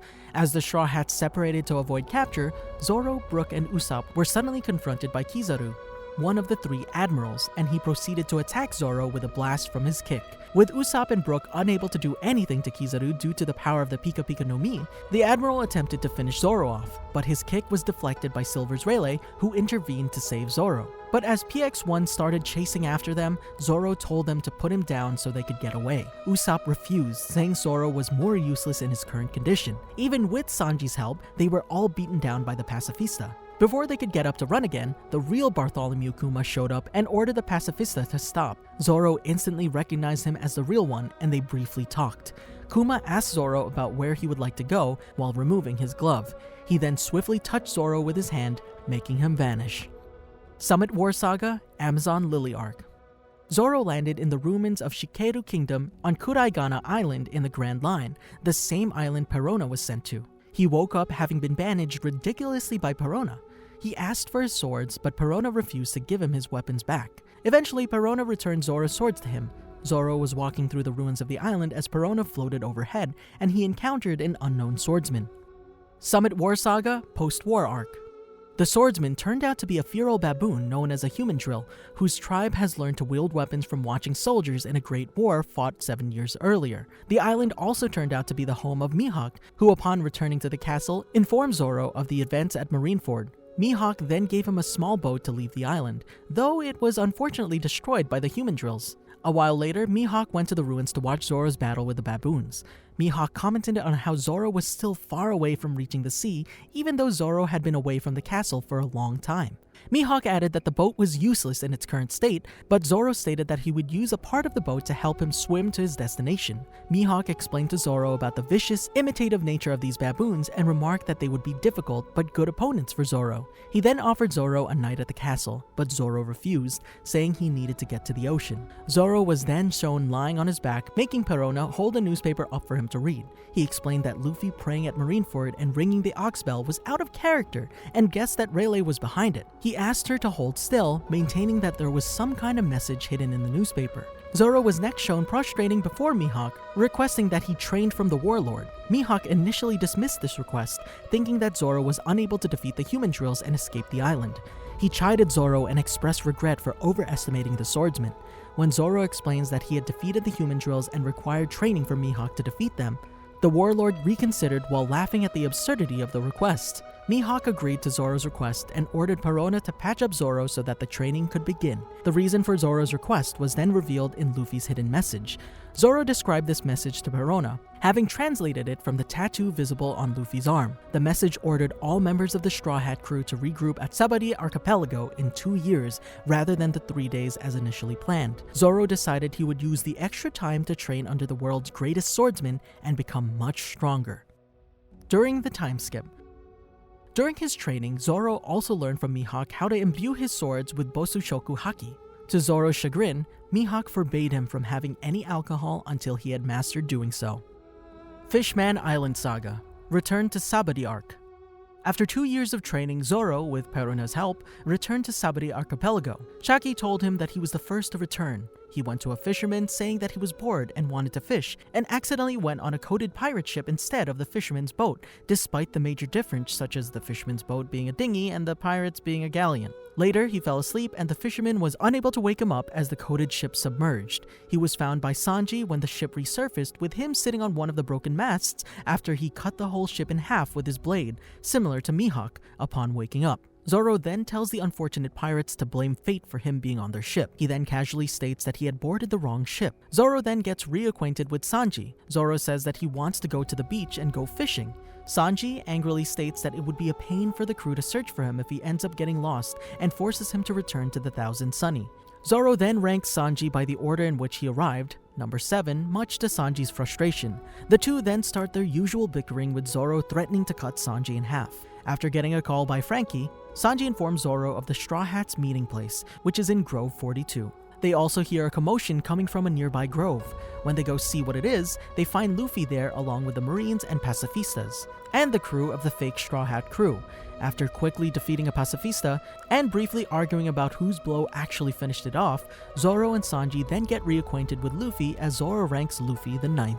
Luffy, Zoro, and Sanji then make their way back to the ship. On the way, they come across Rayleigh. When Luffy tells Rayleigh that he's going to become the Pirate King, Zoro just smiles along with Sanji. As Luffy, Zoro, and Sanji head back to the Thousand Sunny, they find Marines blocking their path. Perona aids them by fending off the Marines with her negative hollow. When Zoro asks Perona why she's still there, Perona gets angry with him, scolding him for talking that way to someone who was nice enough to bring him to Sabadi. Zoro, Luffy, and Sanji then return to the ship with the aid of Chopper and a giant bird. With the Marines held back by their new allies, the crew submerges on their coated ship and heads for Fishman Island. Fishman Island Saga, Fishman Island Arc. As the crew marvels at the surrounding ocean, Zoro simply states that he has already seen it as he's already boarded a coated pirate ship by mistake. Sanji then scolds Zoro for ruining the moment. He then prepares to catch a fish using his sword, but is comically beaten down by Usopp and Chopper. When Luffy again attempts to catch some fish, he proposes they have a competition, only to be beaten down by his crew again. The crew then starts listening to what Frankie has to tell them about Kuma, while they eat the bentos Luffy brought. Zoro starts to wonder what are Kuma's real intentions, as he still has his doubts. With their sea cow, the Caribou pirates soon caught up with the Straw Hats and prepare for battle. Caribou jumps onto the Thousand Sunny. Before his crew can follow, his sea cow, which turns out to be Momu, fled in fear after seeing Nami, Sanji, and Luffy leaving Caribou behind. Zoro then questions Caribou if he's the captain of that crew, and Caribou gets down on his knees, bows his head, and frantically claims that he's an unfortunate victim and not a pirate. With that settled, the Straw Hats then sail through the underwater currents. When they reach the underwater waterfall, they encounter the Kraken. When Zoro witnesses the Kraken destroying Caribou's ship, he comments that Caribou's crew looks like jellyfishes, much to Caribou's dismay. Zoro, Luffy, and Sanji then equip themselves with flutter kick coating and fight the Kraken out in the sea. During the battle, Zoro cut one of the Kraken's tentacles, much to Luffy's disapproval. Luffy, Zoro, and Sanji soon defeat the Kraken, but because they're not wearing lifelines, they get separated from the ship as it goes down the underwater waterfall. Luffy successfully tamed the Kraken and named him Tsurume. Unfortunately, Luffy and Sanji's coating had popped, so Zoro had to share his own with them. After some searching, Luffy, Zoro, and Sanji eventually found the Thousand Sunny and the rest of the Straw Hats just in time for Tsurume to save them from the Umibozo. After reuniting with the ship, Zoro was then startled when the undersea volcano started to erupt. Tsurume quickly carried the ship away from the eruption and jumped down a trench. The Straw Hats were in danger because a blast from the volcano caused rocks to fall down on them. Zoro wanted to leave the ship and the bubble in order to cut them, but Robin stops him with her power and warns him about the water pressure. The Straw Hats are able to escape thanks to Tsurume and Usopp's pop greens, with Zoro seen smiling at Usopp's progress and strength. After going through the trench, the crew sees Fishman Island. They soon encounter a gang of sea monsters led by Hammond, who gives the Straw Hats two options: join the new Fishman pirates or die. The Straw Hats prepare to run using coup de burst as Luffy gives Hammond a rejection. Hammond doesn't take kindly to Luffy's rejection and prepares to attack the Thousand Sunny. Frankie activates coup de burst and the ship flies through the bubble surrounding Fishman Island. The ship then falls into a current and the crew gets separated. Sometime later, Zoro was found by King Neptune and brought to Ryukyu Palace and began drinking even after King Neptune suggested waiting for the rest of his crew to get there. After receiving word of the mysterious disappearance of some mermaids from the Mermaid Cove and of Madame Charlie's ominous prediction, the palace guards and personnel took action against the Straw Hats. They locked up Zoro and attempted to capture Usopp, Nami, and Brook, who were invited to the palace earlier, who easily defeated most of the guards. Zoro then frees himself from his cell and reaches the palace hall just in time to intercept an attack by King Neptune. After subduing and tying up the king, the ministers, and the rest of the royal guards, the crewmates have an argument with Zoro, scolded him for overdoing things, but he insists that they had to fight in order to defend themselves. Zoro then tells everyone that they need to leave Fishman Island. The three princes of the Neptune house return to the palace only to find it under the control of the Straw Hats. Since the princes are unable to enter, Fukaboshi speaks with Zoro through Denden Mushi. Zoro demands that in exchange for the freedom of the palace, the Straw Hats would be able to leave Fishman Island peacefully. Fukaboshi agrees with Zoro's terms and tells him Jinbe's message. After hearing noises coming from Shirahoshi's room, Neptune begs Zoro and the other Straw Hats to check up on the princess to ensure her safety. When Zoro asks why they should take orders from hostages, Neptune angrily responds by saying if Shirahoshi is harmed while he's incapacitated, he will chase the crew to the ends of the ocean. Brook instantly dashes off to her location while carrying the Minister of the Right. When they return, the minister informs Neptune of Shirahoshi's disappearance, and Brook yells that pirates, pawn of Hody Jones, are invading the palace. Usopp panics, asking what to do. Zoro gives a simple answer: cut them. Zoro proceeds to defeat the human pirates. The Minister of the Left states that Zoro was enjoying it, much to Zoro's annoyance. However, one of the unconscious pirates' arm laying on top of the connection corridor switch pushes it down and opens the corridor that leads to the palace. Zoro, Usopp, Nami, and Brook then encounter the new Fishman pirates and Vanderdecken the Ninth. Once Decken learns that Shirahoshi is no longer in the palace, he quickly goes after her, leaving Jones to take care of the things in the palace.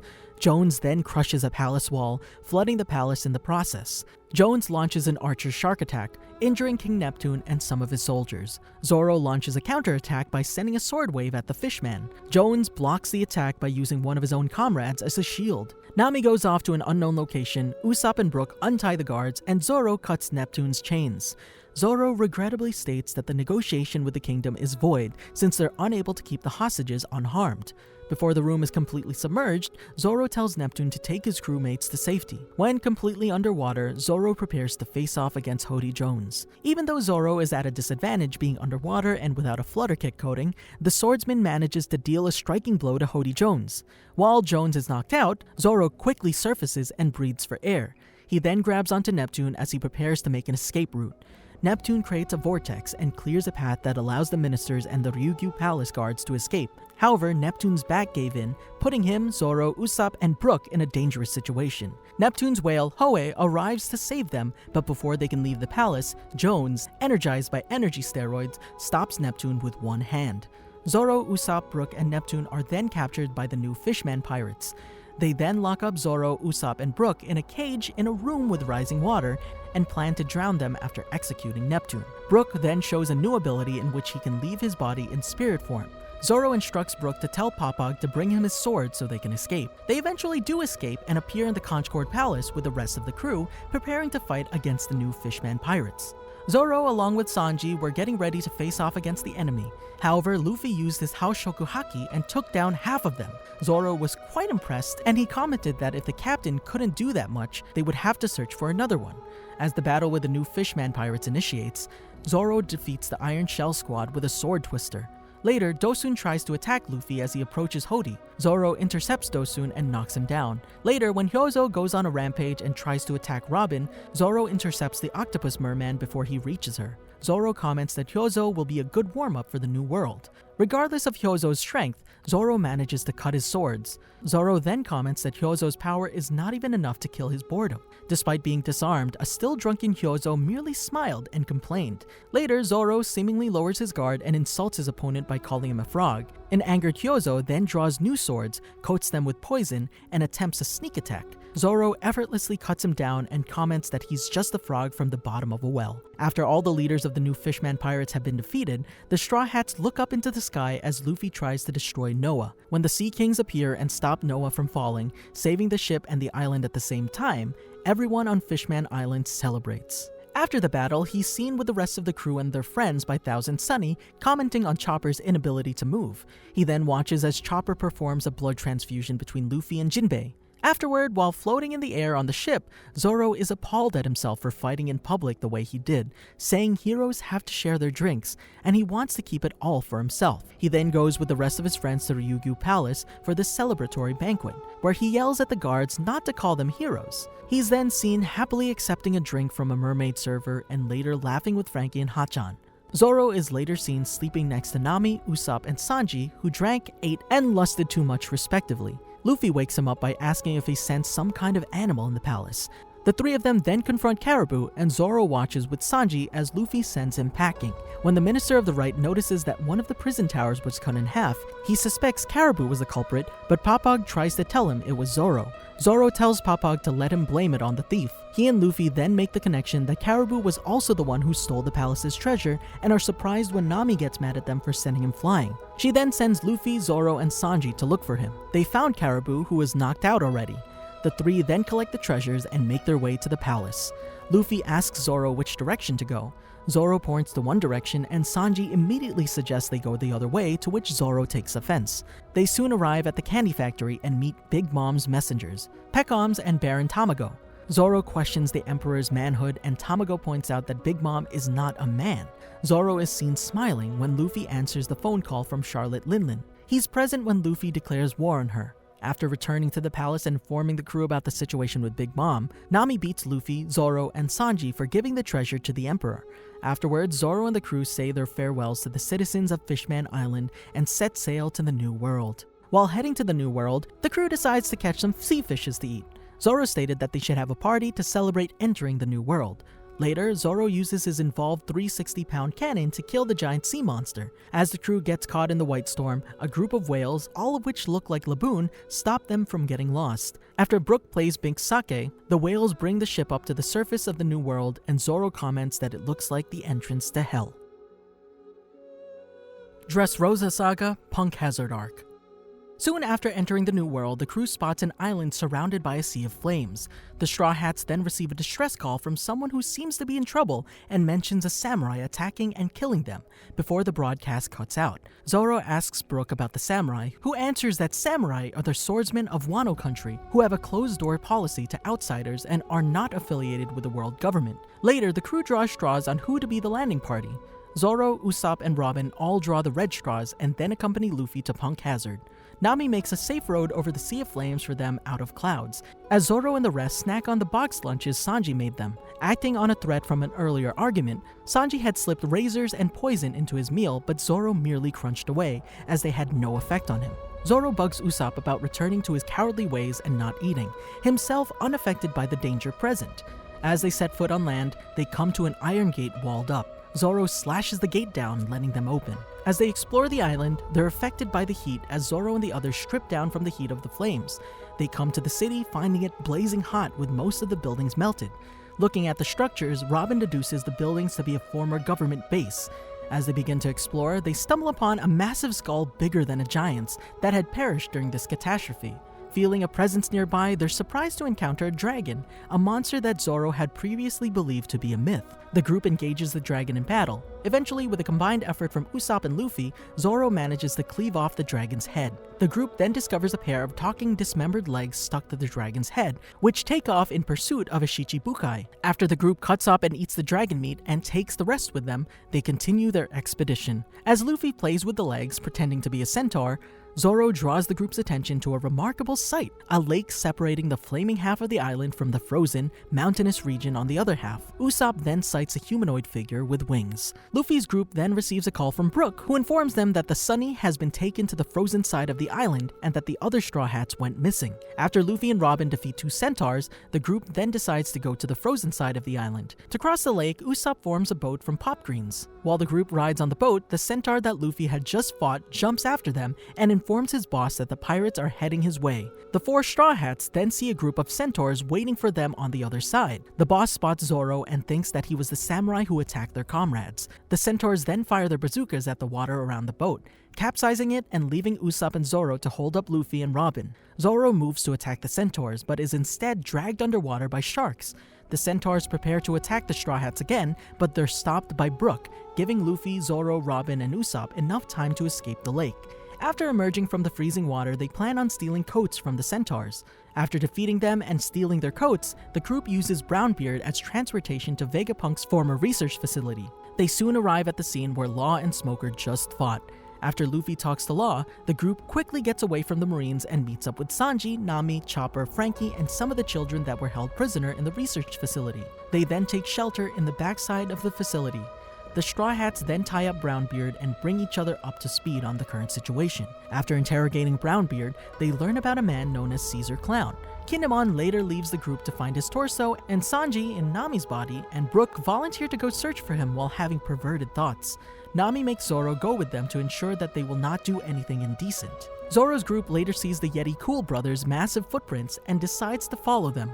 When they reach the edge of a cliff, they encounter the Yetis. The brothers fire KYP bullets at the group, knocking them out and sending them falling off the cliff towards an icicle trap. Fortunately, Zoro destroys the trap before falling unconscious.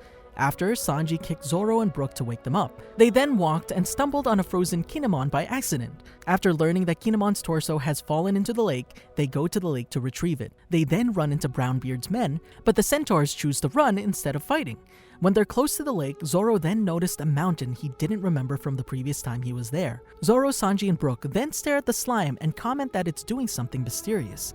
As Smiley continued to shoot itself over the lake, Brook tells the group that he once read a book about the slime and that it melts away women's clothes.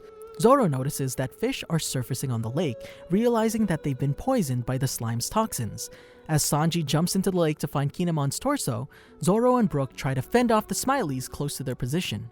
Zoro watches Brook try to attack the slimes, which releases poisonous gas with each hit. Zoro tells Brook that cutting is no use and should eat it instead. Once Sanji resurfaces, he yells at Zoro and Brook for not doing something about the slime, to which he simply states that attacking it didn't work out. Zoro then watches as Kinemon uses Kitsunebi Ryu to cut the slimes as well as the fire caused by the subsequent explosion. Impressed by Kinemon's performance, he then claims that the samurai swordsmanship had sparked his interest. Zoro is later seen fleeing from Smiley along with Sanji, Brook, and Kinemon. He then watches with the others as the slime begins to change its shape. Resuming its attack again, Zoro and the others begin to run again, deciding to head for the research facility to find Momonosuke. As they run from Smiley, they come across the giant piece of candy left by Caesar for Smiley, and a small dragon made by Vegapunk.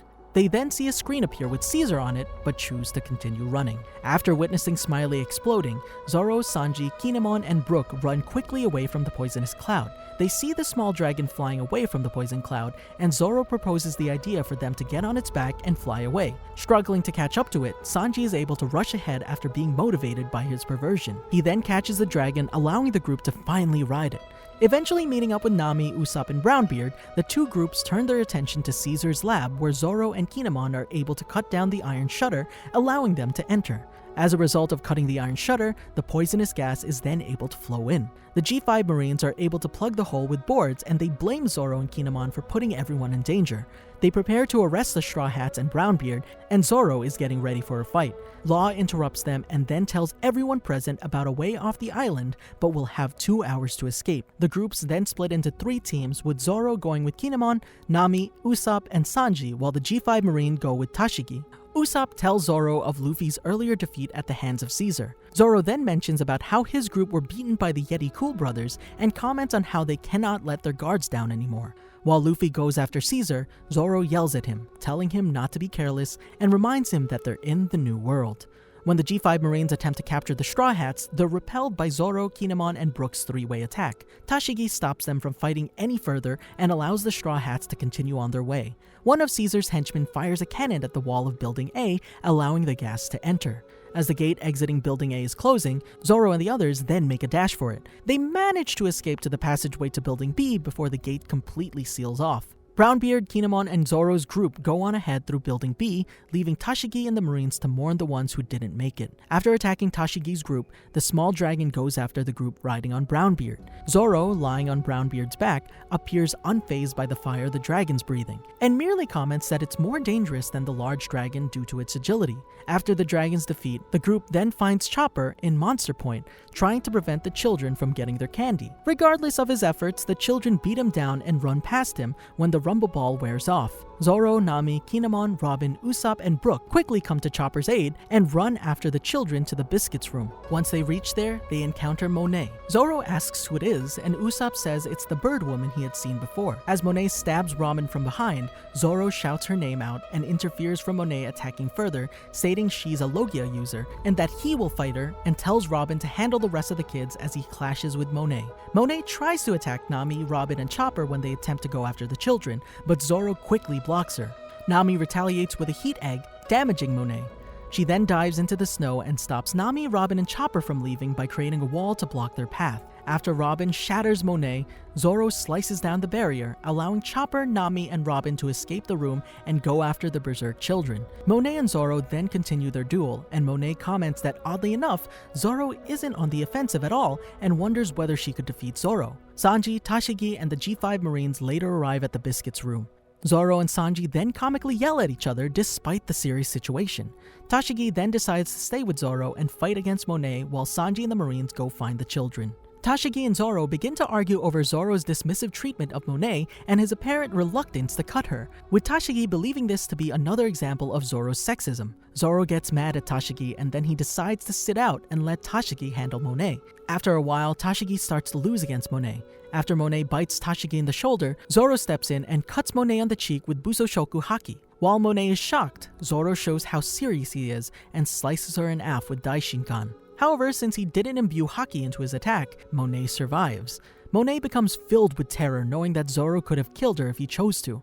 Upon pulling herself together, she tries to attack Zoro in the back only to be struck down by Tashigi. Shortly afterwards, Tashigi berates Zoro for not dealing the finishing blow to Monet when he had the chance, and then she once again gets irritated with him when he tells her that he would have cut Monet if Tashigi did not. After Zoro congratulates her and lets her have the credit, Tashigi gets angry and asks why he talks to her as though he's above her. Zoro simply responds by saying that she is indeed below him, much to her annoyance. After the battle, Tashigi and Zoro try to get away from the deadly gas. Zoro carries Tashigi over his back while she asks him to put her down as soon as they reach her subordinates. While being carried, she notices his rare sword Shusui and gets excited about it. Zoro tells her to stay still and quiet. Zoro gets together with the rest of the Straw Hats, the G5 Marines, the kidnapped children, Law, Momonosuke, Brownbeard, and Kinemon, who has been petrified by the deadly gas. As Zoro tries to help Brook solve Kinemon's predicament, the group enters a rail cart in an attempt to escape the island.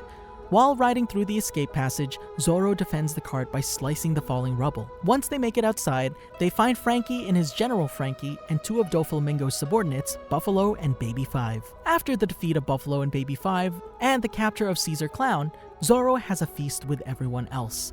Later, while Tashige and her men are taking the children away from Punk Hazard, the Straw Hats leave with Law, Kinemon, and Momonosuke. While sailing to their next destination, Dressrosa, Luffy tells everyone that he and Law formed an alliance to defeat all four emperors. Zoro seems eager for the challenge. With everyone gathered around, Law explains to the crew about Doflamingo's connection to the underworld and the plan to decimate Kaido's forces. Later that evening, Kinemon notices that Zoro is holding Ryuma's sword and demands a duel with him, accusing him of defiling the grave of Wano's hero. Zoro denies doing such a thing as he fends off Kinemon's attack. Kinemon eventually ceases his attack when he learns that his son is bathing together with Robin. On the next morning, everyone reads the news about Doflamingo's resignation from the Shichibukai. They see that the newspaper also explains about Luffy and Law's alliance as well as the alliance between Kid, Hawkins, and Apu. Dressrosa Saga, Dressrosa Arc. After Law contacted Doflamingo to inform him that they will bring Caesar to Greenbit, Zoro had a meal with the rest of the crew while Kinemon and Momonosuke told them the story about how they were shipwrecked and drifted to Dressrosa, how Momonosuke was separated from his father, and how Kanjuro was captured. The Thousand Sunny later approached Dressrosa. After arriving at Dressrosa, the group split up into teams. Zoro went along with the team to destroy the Sad Factory and save Kanjuro. The team saw everything Dressrosa was famous for and stopped by at a restaurant to get something to eat after putting on disguises. At the restaurant, they found some thugs taking advantage of a blind man while taking away his money in a roulette. After Luffy called the thugs bluff, they then witnessed the blind man use some gravity-like ability on the thugs. After the man left without saying who he was, a commotion started with various people having their possessions mysteriously stolen. A bystander claimed that it was the work of fairies. Zoro got instantly worked up when he notices that Shusui was missing. Zoro managed to spot the thief holding his sword and immediately gave chase alongside Sanji and Kinemon. Kinemon declared that when they capture the thief, he will duel Zoro for the sword. Zoro eventually lost sight of the thief. When Sanji was distracted by a woman named Violet, Zoro ran off, leaving Sanji behind. Zoro later caught up with the thief and retrieved his sword. Right after that, Zoro saw the thief, a dwarf named Wicca. Zoro then grabbed her as she berated herself for getting caught. Since she sprained her leg, she begged Zoro to take her to the flower field so she can report to her commander. She informed Zoro that the Don Quixote family was on their way to attack the Thousand Sunny. Zoro was about to rush to the shore, but Wicca urged him to carry her to the flower fields first. As she guided him, she berated Zoro for his terrible sense of direction. Zoro and Wicca later arrived at the Riku Royal Army headquarters hidden beneath the flower field where Frankie and the Thunder Soldier are also present. While Wicca tried to remind Zoro about the Thousand Sunny, he watched Luffy competing in a tournament at the Corrida Coliseum via a video broadcast and was grumpy that he didn't get to participate along with Luffy. After learning that Usopp and Robin also have an encounter with the dwarves, Zoro suddenly remembered that he needed to get back to the Thousand Sunny. Zoro was then seen running back to the Sunny with Wicca beside him. On the way, Wicca told him about Jorah as well as Doflamingo's 3 strongest subordinates. They then ran into Sanji and Kinemon. After learning that Nami's group back at the Thousand Sunny was in trouble, Sanji went to save them. Zoro and Kinemon stayed behind at the Corrida Coliseum, wondering how to get in. Bartolomeo then spoke to them and offered to help them find Luffy while asking for Zoro's autograph. With Bartolomeo's guidance, Luffy came to them. He then informed Luffy that the Coliseum was surrounded by Marines, who quickly dismissed the fact despite Kinemon's shock. They then engaged in a conference call with Sanji and Frankie's group. After everyone is brought up to speed and learned the true situation on Dressrosa, they gained Luffy's approval to join the revolution. Zoro, Kinemon, and Luffy then witnessed the dramatic conclusion of a battle between Doflamingo and Law, which raged across Dressrosa and stopped right outside the Coliseum. They're shocked to see Doflamingo standing above his opponent and then shoot Law 3 times at close range. Zoro and Kinemon then rushed Doflamingo to save Law. Zoro was intercepted by Isho, the blind gambler they helped earlier. As Kinemon informed everyone of what was happening, Isho used his ability to push Zoro underground, but the swordsman was able to propel himself and send a flying slash towards the Admiral, which he repelled, commenting on it being merciless. After Kinemon was kicked away by Doflamingo, the samurai informed everyone that the blind gambler is actually a Marine Admiral. Both Doflamingo and Isho float above their opponents using their abilities, taking Law with them, and head towards the palace. After the Marines started pursuing Zoro and Kinemon, Zoro told Luffy to find the exit. They then heard that the Sunny was under attack by the Big Mom Pirates, who are after Caesar Clown. While Sanji's group continued on to Zou and Frankie's group was left in charge of destroying the Smile Factory, Luffy decided to go to the palace with Zoro and Kinemon to rescue Law and fight Doflamingo. After Luffy finally escaped the Colosseum, the trio wore disguises to elude the Marines, provided by Kinemon's ability. Zoro was annoyed that Luffy had been crying non-stop. Luffy then revealed to Zoro and Kinemon that someone dear to him is still alive. Zoro, Luffy, and Kinemon later arrived at the lift that leads to the royal palace alongside the dwarf Wicca. There they encountered Viola, who offered to guide them to the palace. After getting acquainted with her and learning about her ties with the Riku family, Zoro's group was then led to a secret passage. Once inside the passage, Zoro suggested that they use a basket used for lifting supplies, and that Luffy should climb up carrying a rock and hang from a chain to act as a counterweight for the basket to move up. He and Kinemon then sit on the basket before Luffy reached the top. They were later seen at the palace rampart tower. Viola was about to sneak them in, but Luffy went ahead and smashed his way through the gate. Having alerted the guards, they decided to charge in. Once Zoro, Luffy, and Viola reached the rampart tower B1, they were intercepted by Pika. After Viola explained about Pika's devil fruit power, Pika attempted to crush Zoro's group with the palace walls. Luffy and Viola went ahead while Zoro stayed to battle Pika. While fighting the executive officer, Zoro wondered how he should attack him. During the time the toys transformed back into their original forms, Pika left the battle and Zoro wondered where he went. He later went outside of the outer wall tower and noticed the commotion happening in the country and continued wondering where Pika was. After Doflamingo trapped Dressrosa in his birdcage and Pika relocated to the royal palace to the top of the Flower Hill, Doflamingo forced everyone into a survival game and put a price on the heads of a certain group of people. Zoro was included in Doflamingo's hit list, with his 2 stars giving him a 200 million bounty. Zoro reunited with Luffy's group and contacted Robin through Den Den Mushi. After Luffy declared that he will defeat Doflamingo and end his game, he grabbed Zoro and Law and pursued Doflamingo. Luffy jumped down from the King's Plateau and they landed in the middle of a crowd of enemies. After a brief scuffle with Senor Pink, Mach Weiss, and Dellinger, the Dressrosa citizens started attacking Zoro and his group. Isho soon arrived to confront them as well. While Zoro clashed swords with Isho again, Pika joined the fray while appearing as a massive stone giant. While Luffy made Pika angry by laughing at his high-pitched voice, the elite officer threw a colossal punch. Luffy and Zoro ran from it, with Zoro chastising Luffy for laughing at his voice, but simultaneously failing to suppress his own laughter, much to Law's annoyance. The impact of the punch sends Luffy, Zoro, and Law flying to the square in front of the Colosseum. They're soon joined by those who also wish to fight Doflamingo: Cavendish, the Chinjao family, Harudin, Elisabello II, Dagama, Abdullah, Jeet, Orlumbus, Ideo, Suleiman, and Blue Gilly. Zoro commented that Luffy made strange friends and also commented on their big ego when each of them said that they will defeat Doflamingo themselves. After Fighting Bull joined the group, Zoro and his allies then marched towards the royal palace and began to fight against Pika. When Pika attacked, Chinjao and Elisabello II shattered his stone arm, enabling Zoro and his allies to move forward. Pika prepared to attack with his other arm, and Zoro informed Chinjao and Elisabello II that attacking Pika's stone body is useless. Pika attacked with his other arm, causing Luffy's allies to fall back. As this happened, Zoro, Luffy, Law, Abdullah, Jeet, and Fighting Bull managed to jump on his arm and started climbing on it. Pika soon noticed them after regenerating his shattered arm, and he prepared to attack Luffy again. Luffy then responded by shattering Pika's stone head with Grizzly Magnum. After Luffy shattered Pika's stone head, Zoro discovered Pika's real body, which appeared in front of the group. Pika took out his sword and tried to attack the Fighting Bull carrying Luffy's group, but Luffy carried the bull and evaded the sword. Pika tried to strike again, but Zoro intercepted him and initiated another battle with the executive. As the battle went on, Zoro was able to fight Pika without much difficulty. Zoro and Pika later noticed Robin, Rebecca, and Bartolomeo approaching from the sky with the assistance of beetles.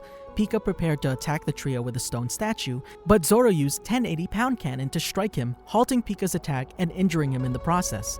Zoro then explained to Pika that he's the man who will become the greatest swordsman in the world. Enraged that Zoro's interference allowed Rebecca's group to pass him, Pika charged at Zoro again, declaring that he would not be allowed to leave alive. Pika eventually sent Zoro crashing into the second level of the new King's Plateau, though Zoro didn't sustain any serious injuries. Some of Doflamingo's grunts were about to attack Zoro, but Orlumbus arrived and repelled them. After thanking Orlumbus, Zoro ran through the second level and was quickly confronted by Pika again. The swordsman then angered Pika by making fun of his laugh. Mach Weiss then noticed Zoro and prepared to crush him with his destructive 1,000-ton vice attack. Before Mach Weiss landed, Harudin delivered a powerful punch to the officer and sent him flying to the ceiling of the birdcage. When the giant collapsed from his injuries, Zoro promised him that the birdcage will be gone by the time he wakes up. Elisabello II later offered some assistance. Zoro appreciated the offer, but told him to save his king punch for later. Zoro then witnessed Laoji's defeat and took note of Sai's destructive power. After Pika went to the sunflower field to speak to Kairos and Rebecca following Diamante's defeat, he returned to the second level to fight Zoro and attack the wounded. Zoro reminded him that he was his opponent, and while fighting with him, Pika asked who it was standing on the Old King's plateau. Zoro told him it was the rightful king of Dressrosa, enraging Pika. Pika inhabited the statue and made his way towards the Old King's plateau. Zoro quickly went over the options he had to stop Pika and eventually made the decision to leap into the sky and cut him in half. Zoro prevented Elisabello from using his king punch just yet and asked him to wait for 2 minutes while he dealt with Pika. Running up to Orlumbus, Zoro had him use his Admiral's killer bowling to propel him towards Pika, whom was preparing to crush Rikudoldo III. Imbuing his swords with Bosushoku Haki and preparing Santoryu Ogi, Daisen Sekai, Zoro proclaimed that there was nothing in this world that he couldn't cut, before bifurcating Pika's stone form with Ichidai Sanzen. He proceeded to cut the top of the stone in half to determine where Pika was, only for Pika to emerge on his own and armor his entire body with Bosushoku Haki before claiming that Zoro hasn't won just because he's destroyed the stone body. However, Zoro notes that the end result of this battle depends on whose Haki is stronger before cutting down Pika in midair with Sanzen Sekai. After Elisabello used his king punch to blast away the rest of Pika's stone body, Zoro noted that he was just in time. Hanging onto a wall, Zoro examined his sword for any nicks and was satisfied to find no marks on his sword. He was then pulled up by Usopp, at which point the latter and Kinemon praised him for his display of strength. Zoro told them to save their praise for when the birdcage was taken down, as it was proof that Doflamingo still had not been defeated. As Doldo, Tank, and the citizens were leaving the Old King's plateau, Zoro heard about Law's defeat from Viola. Zoro is then seen watching nervously as the birdcage starts to shrink. As he left the Old King's plateau, Zoro informed Kinemon and Kanjuro about his intention to stop the birdcage. While running past Frankie, Zoro informed him of his plan to buy time. Once he and the samurais reached the birdcage, Zoro hardened his swords with Haki and attempted to push the birdcage back despite the samurai's objection.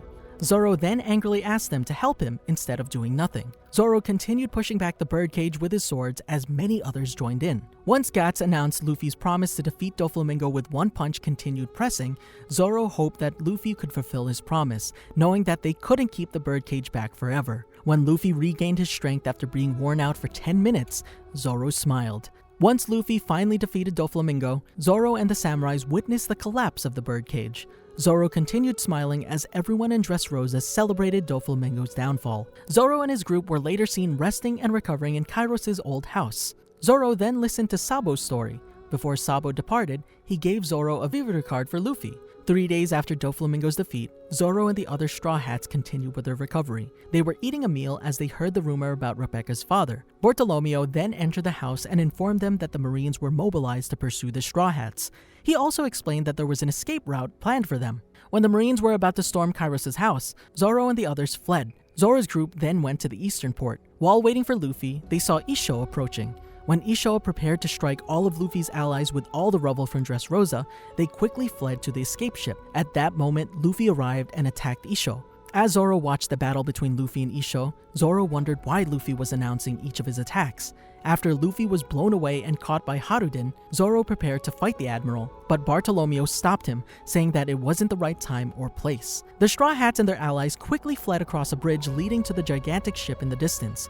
Isho prepared to drop the rubble on them, but was obstructed by the Dressrosa citizens who were pretending to chase after the pirates.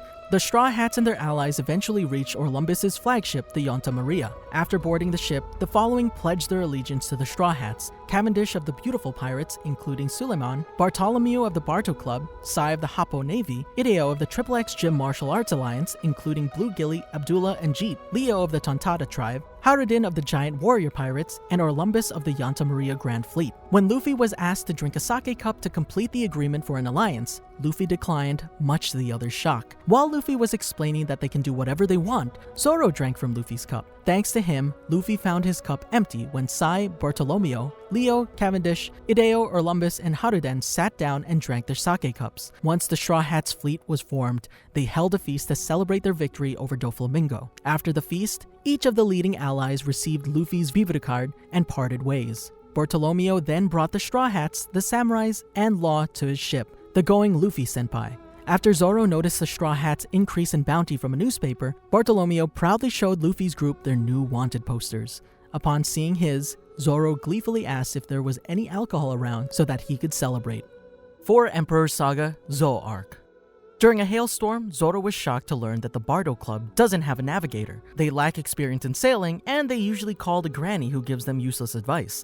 Therefore, Zoro, the other Straw Hats, the samurais, and Law needed to protect the ship. After 1 week of traversing through the dangers of the New World, the ship finally arrived at Zou. After finding the Thousand Sunny, the Bardo Club bid Luffy's group farewell. Proceeding to search for Sanji's group, they climbed the giant elephant's left hind leg with a dragon that Kanjuro conjured. After the samurais explained that they were also searching for their ninja comrade Raizo, the group saw something dropping towards them. The thing that was falling towards them happened to be a monkey. The monkey hit Kinemon and Kanjuro, causing them to fall off the dragon. Despite being separated from the group, the samurais assured the Straw Hats that they were alright and will catch up to them eventually. The rest of the group considered turning back for them, but after they saw the dragon struggling to climb, they decided to continue towards the top. Once they reached the top, the dragon turned back into a drawing while Zoro and Law remained unconcerned about it. They later entered a village and Luffy ran ahead of the group. While exploring the village, they saw signs of a recent attack. Zoro was then attacked by a rabid mink named Carrot, and they clashed until a dog mink, Wanda, appeared and stopped her. Right after Wanda interrupted the fight, Zoro wondered what kind of weapon Carrot used. Wanda and Carrot proceeded to leave in a hurry to deal with an intruder at the whale's forest.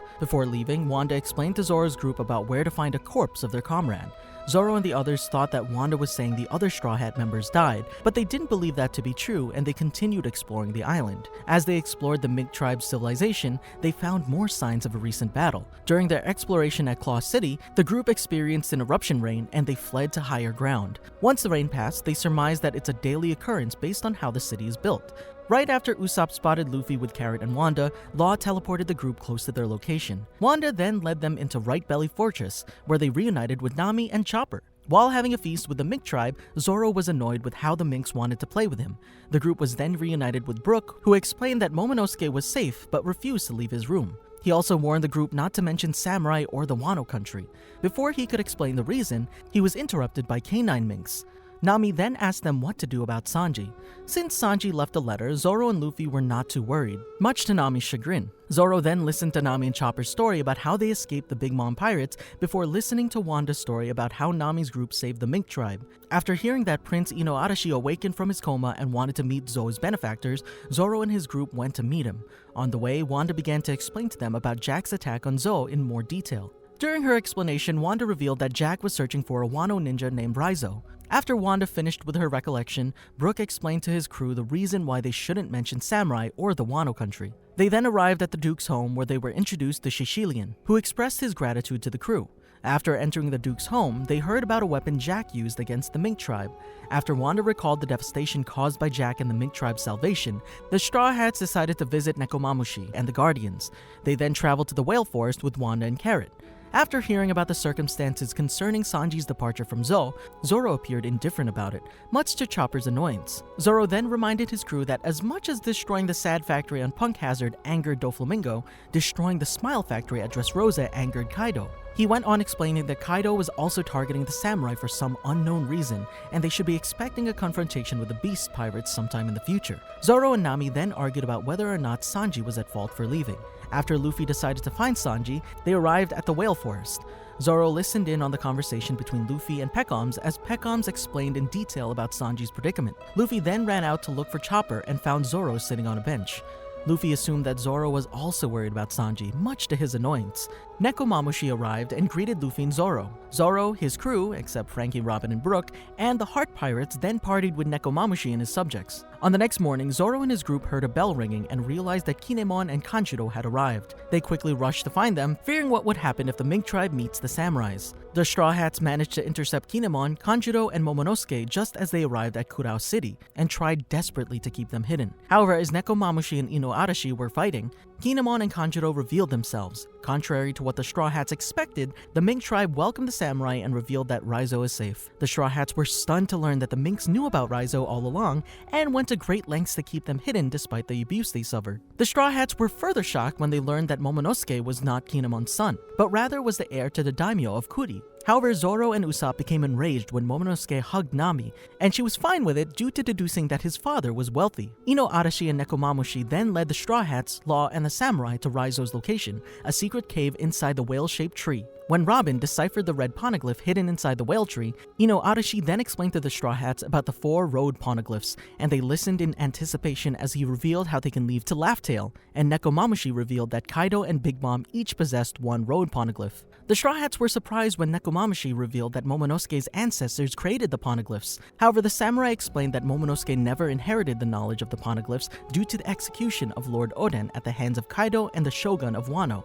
When Zoro asked why Oden was executed, Kinemon revealed that Oden was part of Roger's crew and had been on Laugh Tale with him, as well as the Beast Pirates' objective in obtaining the secret that Oden knew. Zoro then realized the reason why Doflamingo and Kaido were after the samurai. However, they explained that Oden never revealed the secret of the world to them before he died. He then watched Luffy form an alliance with the samurai and the Mink tribe in order to defeat Kaido and the Shogun of Wano. Right after they left the secret room, Zoro and the others learned that Ino Arashi and Nekomamushi traveled with Oden and had been on the ships of both Whitebeard and Roger. The alliance decided to split up to accomplish different tasks and meet up again at Wano. However, before they could start their operation, they felt Zo shaking and heard Zunisha crying. As everything shook around them, they witnessed Luffy and Momonosuke's ability to hear Zunisha's voice. They then heard from Momonosuke that Jack returned to Zo and started attacking Zunisha. On Momonosuke's command, Zunisha sank Jack's fleet with 1 blow. With the threat of Jack ended, everyone became calm again. While the Samurai Pirate Mink Alliance prepared to get on their missions, Zoro decided to accompany Kinemon's team.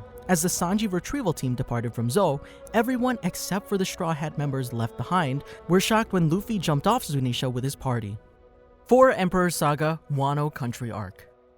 Upon arriving at Wano, Kinemon instructed the Straw Hats and Heart Pirates to blend in with the populace as they readied their plot to recruit allies for the invasion of Kaido's lair, Onigashima, on the day of the Fire Festival. Zoro adopted the alias Zorojuro and wandered the streets of the flower capital as a Ronin, otherwise known as a masterless samurai. However, he was then arrested under the accusation of committing murders on the streets at night. He was brought before the magistrate Toyama Sujigiro, who sentenced him to death by seppuku and confiscated Chusui. However, Zoro then noted the smell of blood on Sujigiro and realized he was the murderer. Zoro then unleashed a flying slash that cut down Sujigiro, as well as sliced through much of the structure he stood on. Now a wanted man, Zoro escaped from the flower capital and lived as a vagabond, eating the animals that roamed the vast wastelands. One day he encountered a platoon of beast pirates chasing a villager named Suru, and took down the pirates. A nearby Luffy then called out to Zoro, and the 2 crewmates reunited. However, their reunion was quickly interrupted by the arrival of another Beast Pirates platoon led by Basil Hawkins. The 2 groups began fighting and Zoro slashed at Hawkins, but the damage was transferred to one of the Supernova's subordinates due to his Devil Fruit power. Luffy and Zoro were then pulled away by the Komainu, Komachio, in order to get treatment for Luffy's sick companion Tama. Hawkins covered himself in straw and fired large nails, some of which struck Zoro and injured him. However, Zoro kept him at bay with a sword slash. Suru then introduced herself to Luffy and Zoro,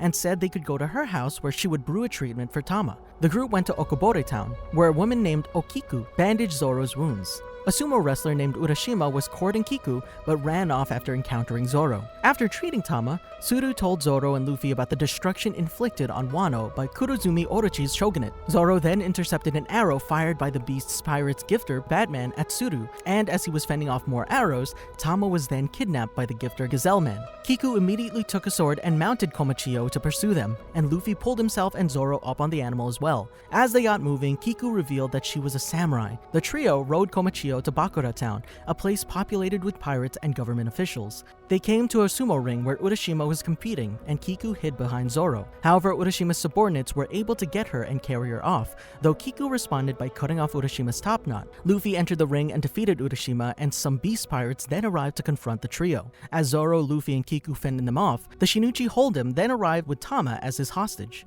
Luffy proceeded to knock out Hold'em and rescue Tama, while Zoro seized a cart full of fresh food and had Komachio pull it out of the town. They were joined by Law, who berated Zoro for getting into trouble once again. They successfully made it back to Okobore town with Tama and the food in tow, and the impoverished citizens were delighted to be able to consume fresh food and water. Law told Zoro and Luffy to go with him to the ruins of Oden Castle on a nearby mountain, and they were joined by Kiku. However, as they rode Komachio up the mountain, Zoro inexplicably got lost and ended up wandering to a wharf where he took a ride on a boat. While sailing, he received a newspaper with the news that Luffy had been beaten by Kaido, which caused him to recoil in shock. Zoro ate a lot of sushi and wasabi on his ride, but a man named Tonoyasu paid for it. The 2 of them then went to an inn, where Zoro won a considerable amount of gambling matches and beat up Yakuza thugs who tried to stop him. This caused Tonoyasu to tag along with Zoro for protection, and the 2 of them walked through Kibi together. together. Yasu took Zoro to his homeland of Ebisu Town by the flower capital, where the residents all smiled and laughed constantly. The next day, Shusui was stolen by a man named Yukimaru, and Zoro chased him all the way to Ringo. They dueled on Oihagi Bridge after Yukimaru had already returned Shusui to Ryuma's grave, with the bandit not believing that Zoro had obtained the legendary sword rightfully. However, the duel was interrupted when a young woman named Kozuki Hiyori and a young girl named Toko came rushing in while pursued by an assassin named Kamazo, who, unbeknownst to Zoro at the time, was the supernova killer. Hiyori begged Zoro to help her, and Zoro agreed on the condition of receiving food and alcohol in return. Zoro and Kamazo then engaged in a fierce duel, but Yukimaru would occasionally jab at Zoro with his naginata while the swordsman was distracted, forcing him to make even more effort to dodge. Eventually, an attack from Yukimaru distracted Zoro enough to allow Kamazo to impale the side of his chest with a scythe. However, Zoro was then able to rip out the scythe and put it in his mouth in place of Shusui, and he performed a Santoryu attack which cut down Kamazo. He then collapsed and fell unconscious from his bleeding. Zoro woke up in a house in the northern cemetery and found that Hiyori had tended to his wounds. Hiyori gave him the food and alcohol that he requested and revealed her identity and relationship to Momonosuke. Zoro then fell asleep and was woken up the next morning by the arrival of Brook. To his shock, Hiyori had been laying on his chest. Brook revealed that Toneyasu was going to be executed in the flower capital shortly, and Toko, revealing that Yasu was her father, ran off to find him. Zoro, Brook, and Hiyori chased after her, but they arrived at the city right as Toneyasu, who was actually the former daimyo Shimotsuki Yasue, was shot to death by Orochi and his forces. Zoro was appalled upon seeing Toko and the Ebisu town citizens laugh in response to Yasue's death, but Hiyori then revealed to him that they had no choice as Orochi put defective smiles in their food supply that forced them to smile and laugh all the time. Orochi then attempted to shoot Toko as she stood over her father's body, and both Zoro and Sanji moved to save her. Enraged at the shogun, Zoro launched 2 spinning flying slashes towards him, but this attack was countered by the samurai Kyoshiro. The two of them dueled as Kyoshiro prevented Zoro from going after Orochi, allowing the shogun to escape. Hiyori then came under attack by the Orochi Oni Wabanshu ninja Fujin and Raijin, and Zoro went and cut down Raijin as he took Hiyori to safety. Zoro and Hiyori escaped to the Enma shrine outside the capital, and Zoro was forced to cut down many Oni Wabanshu members pursuing them. After taking care of the threat, he decided to go to Ryuma's grave and get Shusui back, expressing his desire to avenge Yasu. Zoro and Hiyori returned to Oihagi Bridge the next day, and Zoro overwhelmed Yukimaru in their rematch. However, their duel was interrupted by the Kozuki family retainer, Kawamatsu, who reunited with Hiyori. A group of beast pirates then arrived to attack Yukimaru, but Zoro and Kawamatsu proceeded to quickly take them out. Yukimaru then ran off and Zoro pursued them. Zoro chased Yukimaru to an abandoned village where the bandit opened up a secret entrance before disappearing. Zoro, Kawamatsu, and Hiyori discovered a room filled with weapons, which Kawamatsu and Yukimaru, who was actually a shape-shifting fox named Onimaru, had stockpiled many years back in preparation for the impending battle. Hiyori then requested that Zoro leave Shusui in the possession of Wano. Zoro initially objected, but she offered to give him Enma, a Meito of the same quality that once belonged to her father, as a replacement. Zoro agreed to this, and 2 days later he went back to Kuri with Kawamatsu to meet with the Alliance and discuss the strategy for their invasion, with Hiyori remaining in Ringo until the war ended. Tenguyama Hitetsu presented Enma to Zoro, and as Zoro took the blade, a considerable amount of Bosushoku Haki was drawn out from his arm. However, Zoro managed to take control over Enma and regulate the amount of Haki it drew before it could sap him of all his strength. He then tried to cut a tree with the blade, but to his shock, accidentally unleashed a cut powerful enough to slice off the entire cliff face. For the next 5 days, Zoro trained with Enma to improve his control over the Meito. On the day of the fire festival, Zoro and the Straw Hats sailed out from Kuri on the Thousand Sunny and went to the Alliance's promised meeting place of Tokage Port. They arrived there at the same time as the Heart Pirates and Kid Pirates, and the 3 crews came just in time to stop a Beast Pirate fleet from attacking Kinemon's group.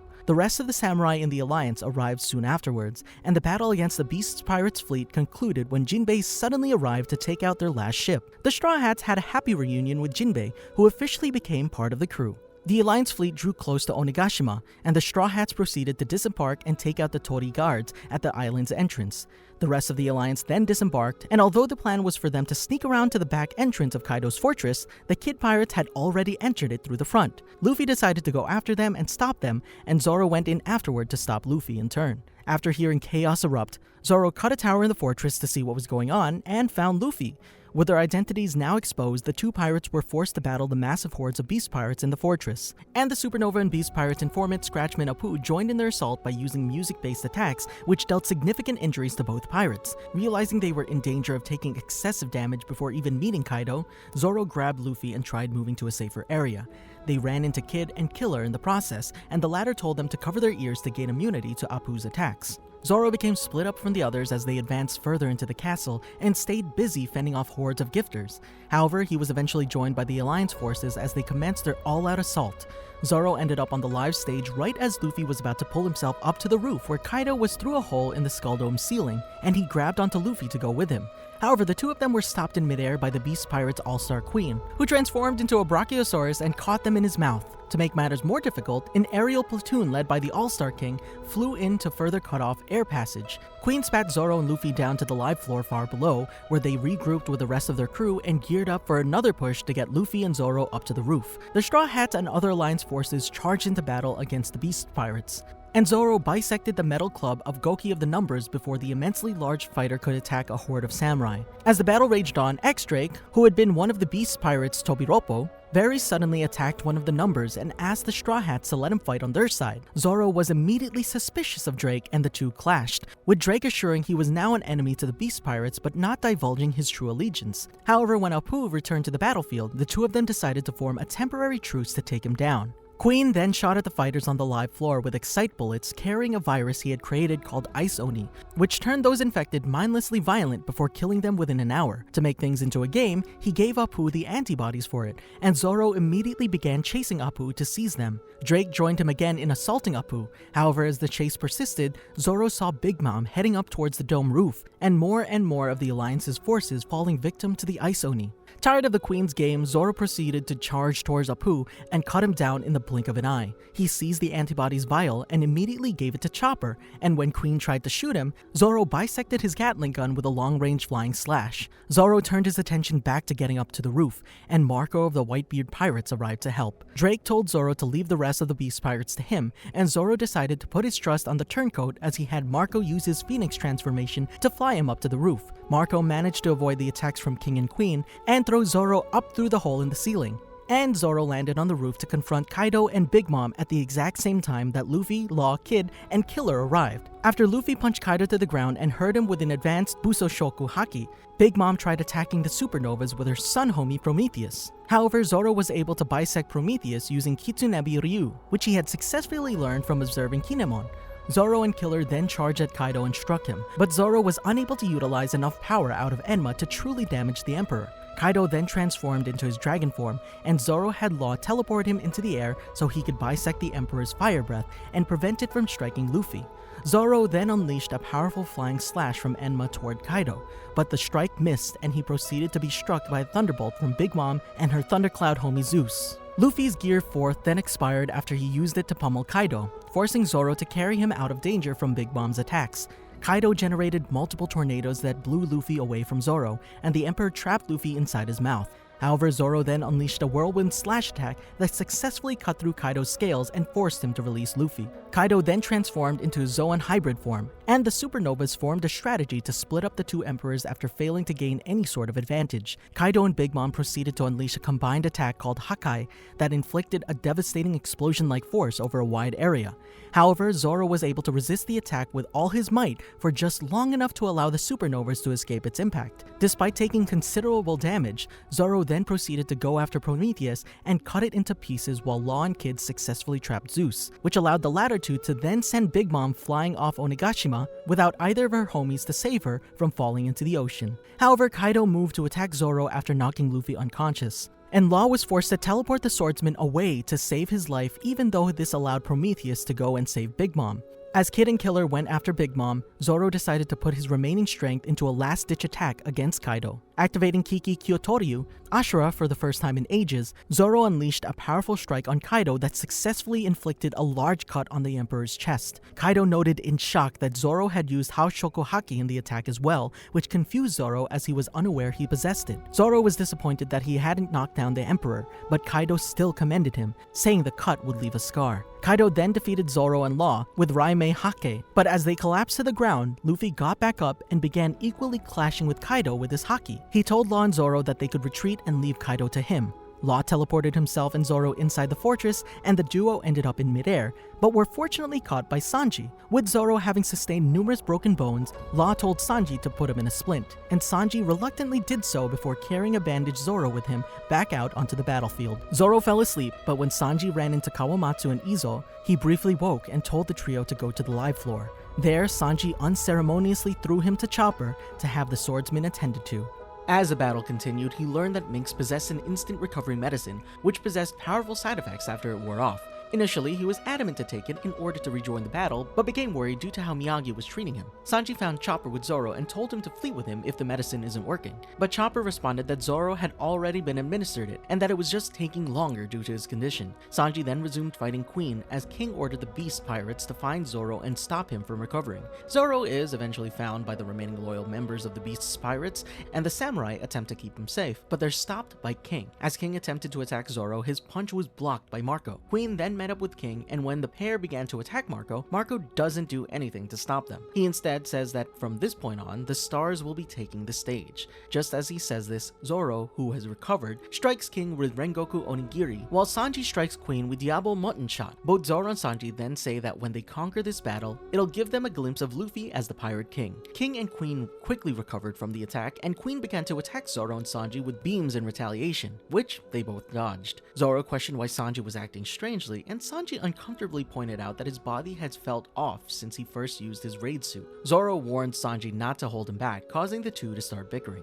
The pair then blocked an attack from both King and Queen for each other, although with great resentment, and split up to face the All-Stars one-on-one, with Zoro preparing to fight King. As he was attacking King, Zoro was stunned when King's sword was able to catch and pull away his own swords, sending them flying while King attempted to punch Zoro with his gloves, which had spikes. However, Zoro was still able to stop King's punch with his third sword in his mouth. He quickly regained his swords back, and then commented on their different view of combat, stating that King is no traditional swordsman, and after King replied that one ought not limit to a single way of fighting, Zoro assured him that he will win this battle, even if it required him to bite King's throat out. Both then resumed their fight. Later, Zoro was caught off guard when a dragon crashed into the live floor, with Luffy attached to its horns, and was later surprised alongside Sanji to hear that this dragon was actually Momonosuke, although altered. He would later be sent out of the live floor by King, and was caught by Frankie, who happened to be nearby. He then advised Frankie to leave King to him and head off to the live floor, and then prepare for King's next strike, blocking King's Tenkyudan with Ui Toragari. While Zoro was able to effectively block the strike, he was not able to block the impact, being sent flying entirely out of the castle. King even attempted to send Zoro off the island after pushing him out of the castle, but Zoro prevented his move by using Clear Lance to push himself back onto the island. Zoro then berated King for fighting dishonorably by not attempting to kill Zoro with a blade, and King returned the sentiment due to Zoro having damaged his mask during the fight. They then resumed to cross blades with each other. Deep in the middle of his fight with King, Zoro was contacted by Sanji with a Denden Mushi, and was wondering how he ended up with one. After Sanji explained he snuck it into his clothes should he get lost, he agreed on Sanji being confident in their win. He was then tasked with killing Sanji should he lose his humanity. Although confused about this request, Zoro nonetheless agreed to those terms, adding he was looking forward to it, and told Sanji not to die until then before resuming his fight with King. However, Zoro was soon struggling against King's devil fruit powers, narrowly blocking King's tempura udon, and retaliating with him with Sanbyaku Rokuju, Pound Ho, although without any result, as Zoro was then trying to figure out a way to defeat King, wondering if the flames on King's back were natural. He launched Kokujo or Tatsumaki. This attack again had no effect on King, who blocked the attack with his wings, leaving Zoro remarking on the toughness of ancient Zoan users, before they both continued clashing with their swords once more, with Zoro wondering if King's strength lies in his body's uniqueness, or if it might be his origin. After Zoro was sent into a wall by King and still looking for a way to defeat him, he heard a shamisen playing, which then led to Enma painfully draining haki from Zoro. As Zoro demands Enma to stop, King moves in and stops in front of Zoro, confusing Zoro as to what King is trying to do. Zoro decides to stab King in the chest with his sword, only for King to not be unharmed, but to explode seconds later. Zoro managed to survive using Bosushoku Haki, but is in disbelief as to how and why King is unscathed after an attack like that. He attacks King again with Itoryu Iai, Chi Shishi Son Son, but once again, King is unscathed. As Zoro prepares to block another of King's attacks with his swords, Enma once again starts draining haki from Zoro, causing Zoro to get grazed by King's attack, and for a chunk of the area to be destroyed with both of them falling. While falling, Zoro drops Sandai Kitetsu, but quickly goes to reclaim it, while thinking back to all his moments with the sword. King then kicks him back towards the island afterwards, expressing how crazy he thought he was for risking his life for a sword. As his battle with King raged on, Zoro had a difficult time dealing with the All-Star and the renowned immense toughness and vitality of his species is known for, while the Straw Hat became grievously wounded and exhausted. Zoro then gets up to see that Wado Ichimonji didn't fall and was safe, gratefully thinking back to when he first got that sword, and began to look back at everything he learned in Wano Wano and his childhood in Shimotsuki Village, immediately realizing all the connections and realizing that Enma was testing him the whole time. After realizing this, several beast pirates arrive and try to interfere with his and King's fight, only for them to all pass out after Zoro decides to let Enma take all the haki at once. Realizing that Zoro has Haoshoku haki, King asks if he had kingly ambitions as well, to which Zoro answers yes, saying that he must since he promised his captain and best friend. Zoro figured out that when King puts out the flames on the back of his head to increase his speed, his defenses get weaker, so he waited for the right moment and seriously wounded King. When King's face was exposed, the beast pirates who were watching their fight commentated that the world government was offering 100 million belly to anyone who had information on Lunarians, which caused King to scorch them with his flame attacks. Zoro was appalled that his opponent would attack his comrades like that, but was interested in King's species, but the All-Star refused to answer and attacked him again. Zoro, now dealing serious damage to King, declared that the beast pirate had reigned long enough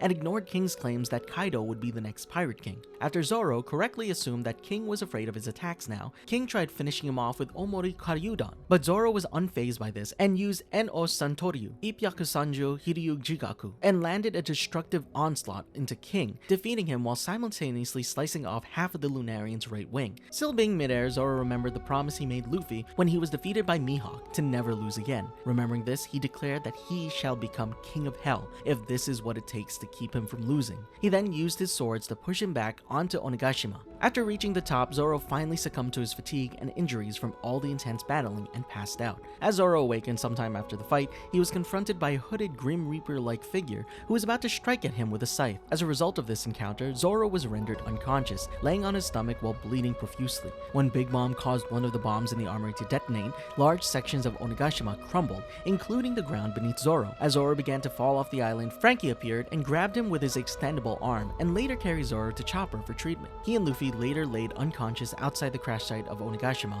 with the others as the broadcast of the Alliance's victory is announced, as well as the announcement of Kozuki Momonosuke officially becoming the Shogun of Wano. A week later, both Luffy and Zoro woke up and immediately demanded meat and booze respectively. As the crew celebrated their recovery, Zoro and Luffy were both shocked to see Momonosuke in his adult form for the first time, after initially not recognizing him. When Hiyori revealed that she had personally bathed Zoro while he was asleep, Sanji grew angry. The outburst reminded Zoro of the promise he had made Sanji, and the two began fighting, with Sanji insisting that the issue had been resolved already. After the crew learned that there was going to be a massive festival to celebrate Wano's liberation, Zoro decided to go to the baths first with his friends before partying. Zoro later enjoys the festival with others and the rest of the Ninja Pirate Mink Samurai Alliance, along with Law and Kid's crews as well. A couple days later, Zoro, along with Luffy, Sanji, and Jinbe, secretly watched Momonosuke. His retainers and Yamato worked to prevent Admiral Ryokugyu from entering the Flower Capital and reaching the Straw Hats. After Shanks made Admiral Ryokugyu retreat from Wano, Zoro acknowledged Momonosuke's growth, and Luffy pointed out that the haki was familiar to him. Afterwards, Yamato talked with Luffy and the others about staying in Wano instead of joining the crew. Zoro advised Yamato to be cautious of Momonosuke's pride. Marco then flew over their heads and told them that he was leaving with Shanks' ship. The next day, the Straw Hats met to discuss Pluton. Days later, they went to Tokage Port in preparation to depart from the country. As thanks for helping Luffy, the crew agreed to take Karubo with him and drop him off at the first island, but forced him to travel in a barrel. Momonosuke, Yamato, and Kinemon caught up to the crew before they could leave. Zoro was amused by Momonosuke's emotional breakdown over their crew's departure. After Luffy gave Momonosuke a flag with the crew's Jolly Roger, they set sail and bid farewell to Momonosuke and Yamato. Kid then goaded Luffy and Law into taking their ships over the Climbing Koi waterfall. Final saga, Egghead arc. Zoro was asleep on the deck until Robin announced that the newspaper had arrived with their new bounties. Zoro teased Sanji, who was upset at having a bounty below Zoro and Jinbe, which led to a fight between Zoro and Sanji. After reading that Sabo had assassinated Cobra and that Vivi had disappeared, Luffy demanded that they go immediately to Arabasta, but Zoro pointed out that Vivi had disappeared from Mary Joie, which led them bickering about whether or not they should go there. Zoro then reminded Luffy of how he had left Ace to do his own thing until his life had been in clear danger,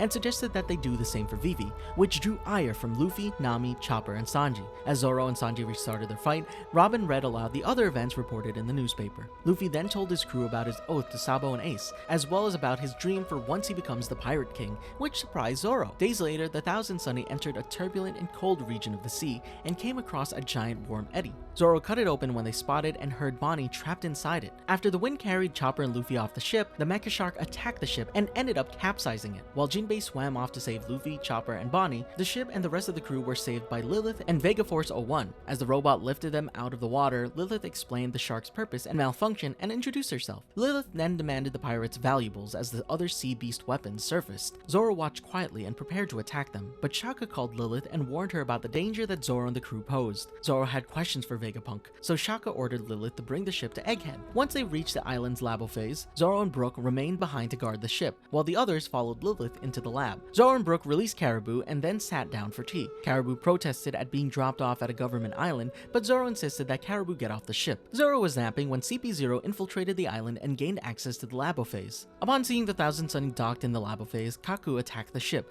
but Zoro grumpily awoke, blocked the Rankyaku, and engaged in battle with Kaku. Zoro had Brook protect their ship while he fought Kaku in his awakened giraffe form. After Kaku was distracted by the Seraphim's display, fellow CP0 agent Stussy bit Kaku, putting him to sleep. After she similarly subdued Lucci, Zoro was puzzled by the agents fighting each other. Stussy then contacted Shaka, revealing herself to be Vegapunk's secret ally. Zoro and Brook rushed off to stop the Seraphim, who was still attacking the lab when the rest of their crew was. Zoro clashed with S-Hawk until Edison ordered the Seraphim to stop attacking. After receiving new clothes, Zoro, Brook, and Stussy joined the rest of the crew and the satellites in the control room. After Shaka reported that the main Vegapunk body had gone missing and that they still had control of the security system, everybody decided to split and search for Stella. Zoro suggested he should join them, but Sanji and Chopper shut his idea down, replying he would only get lost if he went searching, so Zoro stayed behind with Luffy to watch over the captive Lucci and Kaku. When Luffy went to check with Shaka, S-Bear and S-Hawk arrived and attacked Lucci and Kaku, but Zoro held them off and called for Luffy. After the Seraphim failed to respond to Shaka's orders,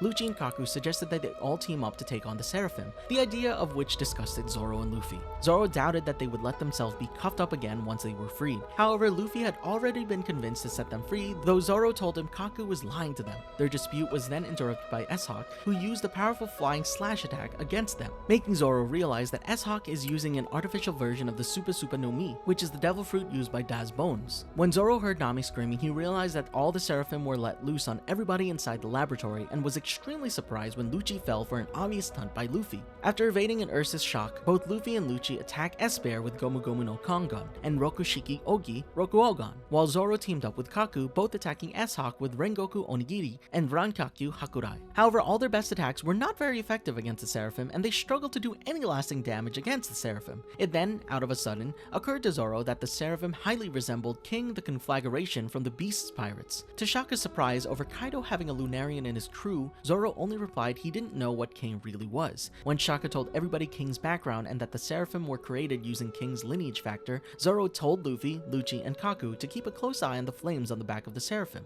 because as soon as they would go out, they would get faster but would lose their defense. Zoro then apologized to everyone for not realizing the similarities between King and the Seraphim, namely dark skin, black wings, white hair, and fire, were so obvious only to receive their annoyance over him realizing that important connection so late. While they continued to fight, Shaka went on to find Vegapunk, realizing that he might possibly know where he was. Zoro then realized that S-Bear and S-Hawk's flames were not going out, but Luffy noticed that S-Hawk had left the room. Lucci said that S-Hawk was choosing to prioritize killing the weaker members of the crew and save the more troublesome members for later, thinking they would be too rattled to fight effectively. Zoro then immediately ran after S-Hawk, prompting Luffy to tell Kaku to go with him to make sure he didn't get lost. The following day, York was found to be the culprit and was outmatched by the reunited Straw Hat Pirates and their allies, who subdued and chained her to the ground. Zoro held his sword to her neck and listened in as she was forced to contact the 5 elders for help. Just after Kizaru arrived in the labo phase, Rob Lucci went on the offensive, aiming to kill Vegapunk in the midst of the confusion.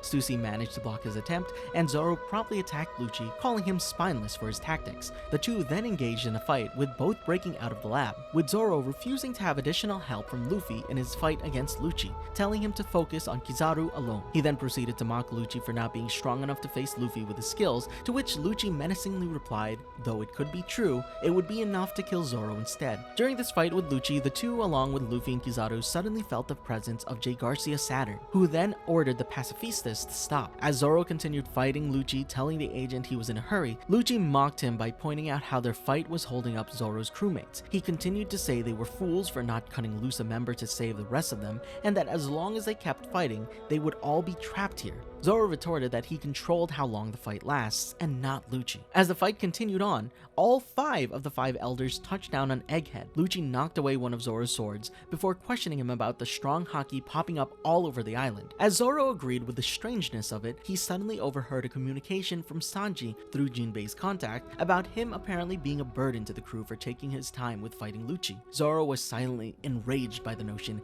and caught his sword again as Lucci prepared an attack. Before Lucci could land his attack, Zoro slashed him using Spotted Leopard Hahava Hunt, leading to the Zoan user becoming gravely wounded. When Jinbei arrived at the scene, Zoro noted Lucci was still standing, but the fight came to an end when Jinbei grabbed Zoro to escape off the island. Jinbei then used Gosen Maigawara Shuto to distract Lucci with a dust cloud. While Zoro and Jinbei escaped, he spotted an Itsumade. Did you enjoy our video? Be sure to check out these other great videos from the Amagi, and make sure to subscribe and ring the bell to be notified about our latest videos. I'm Adrian, thanks for watching, I'm out.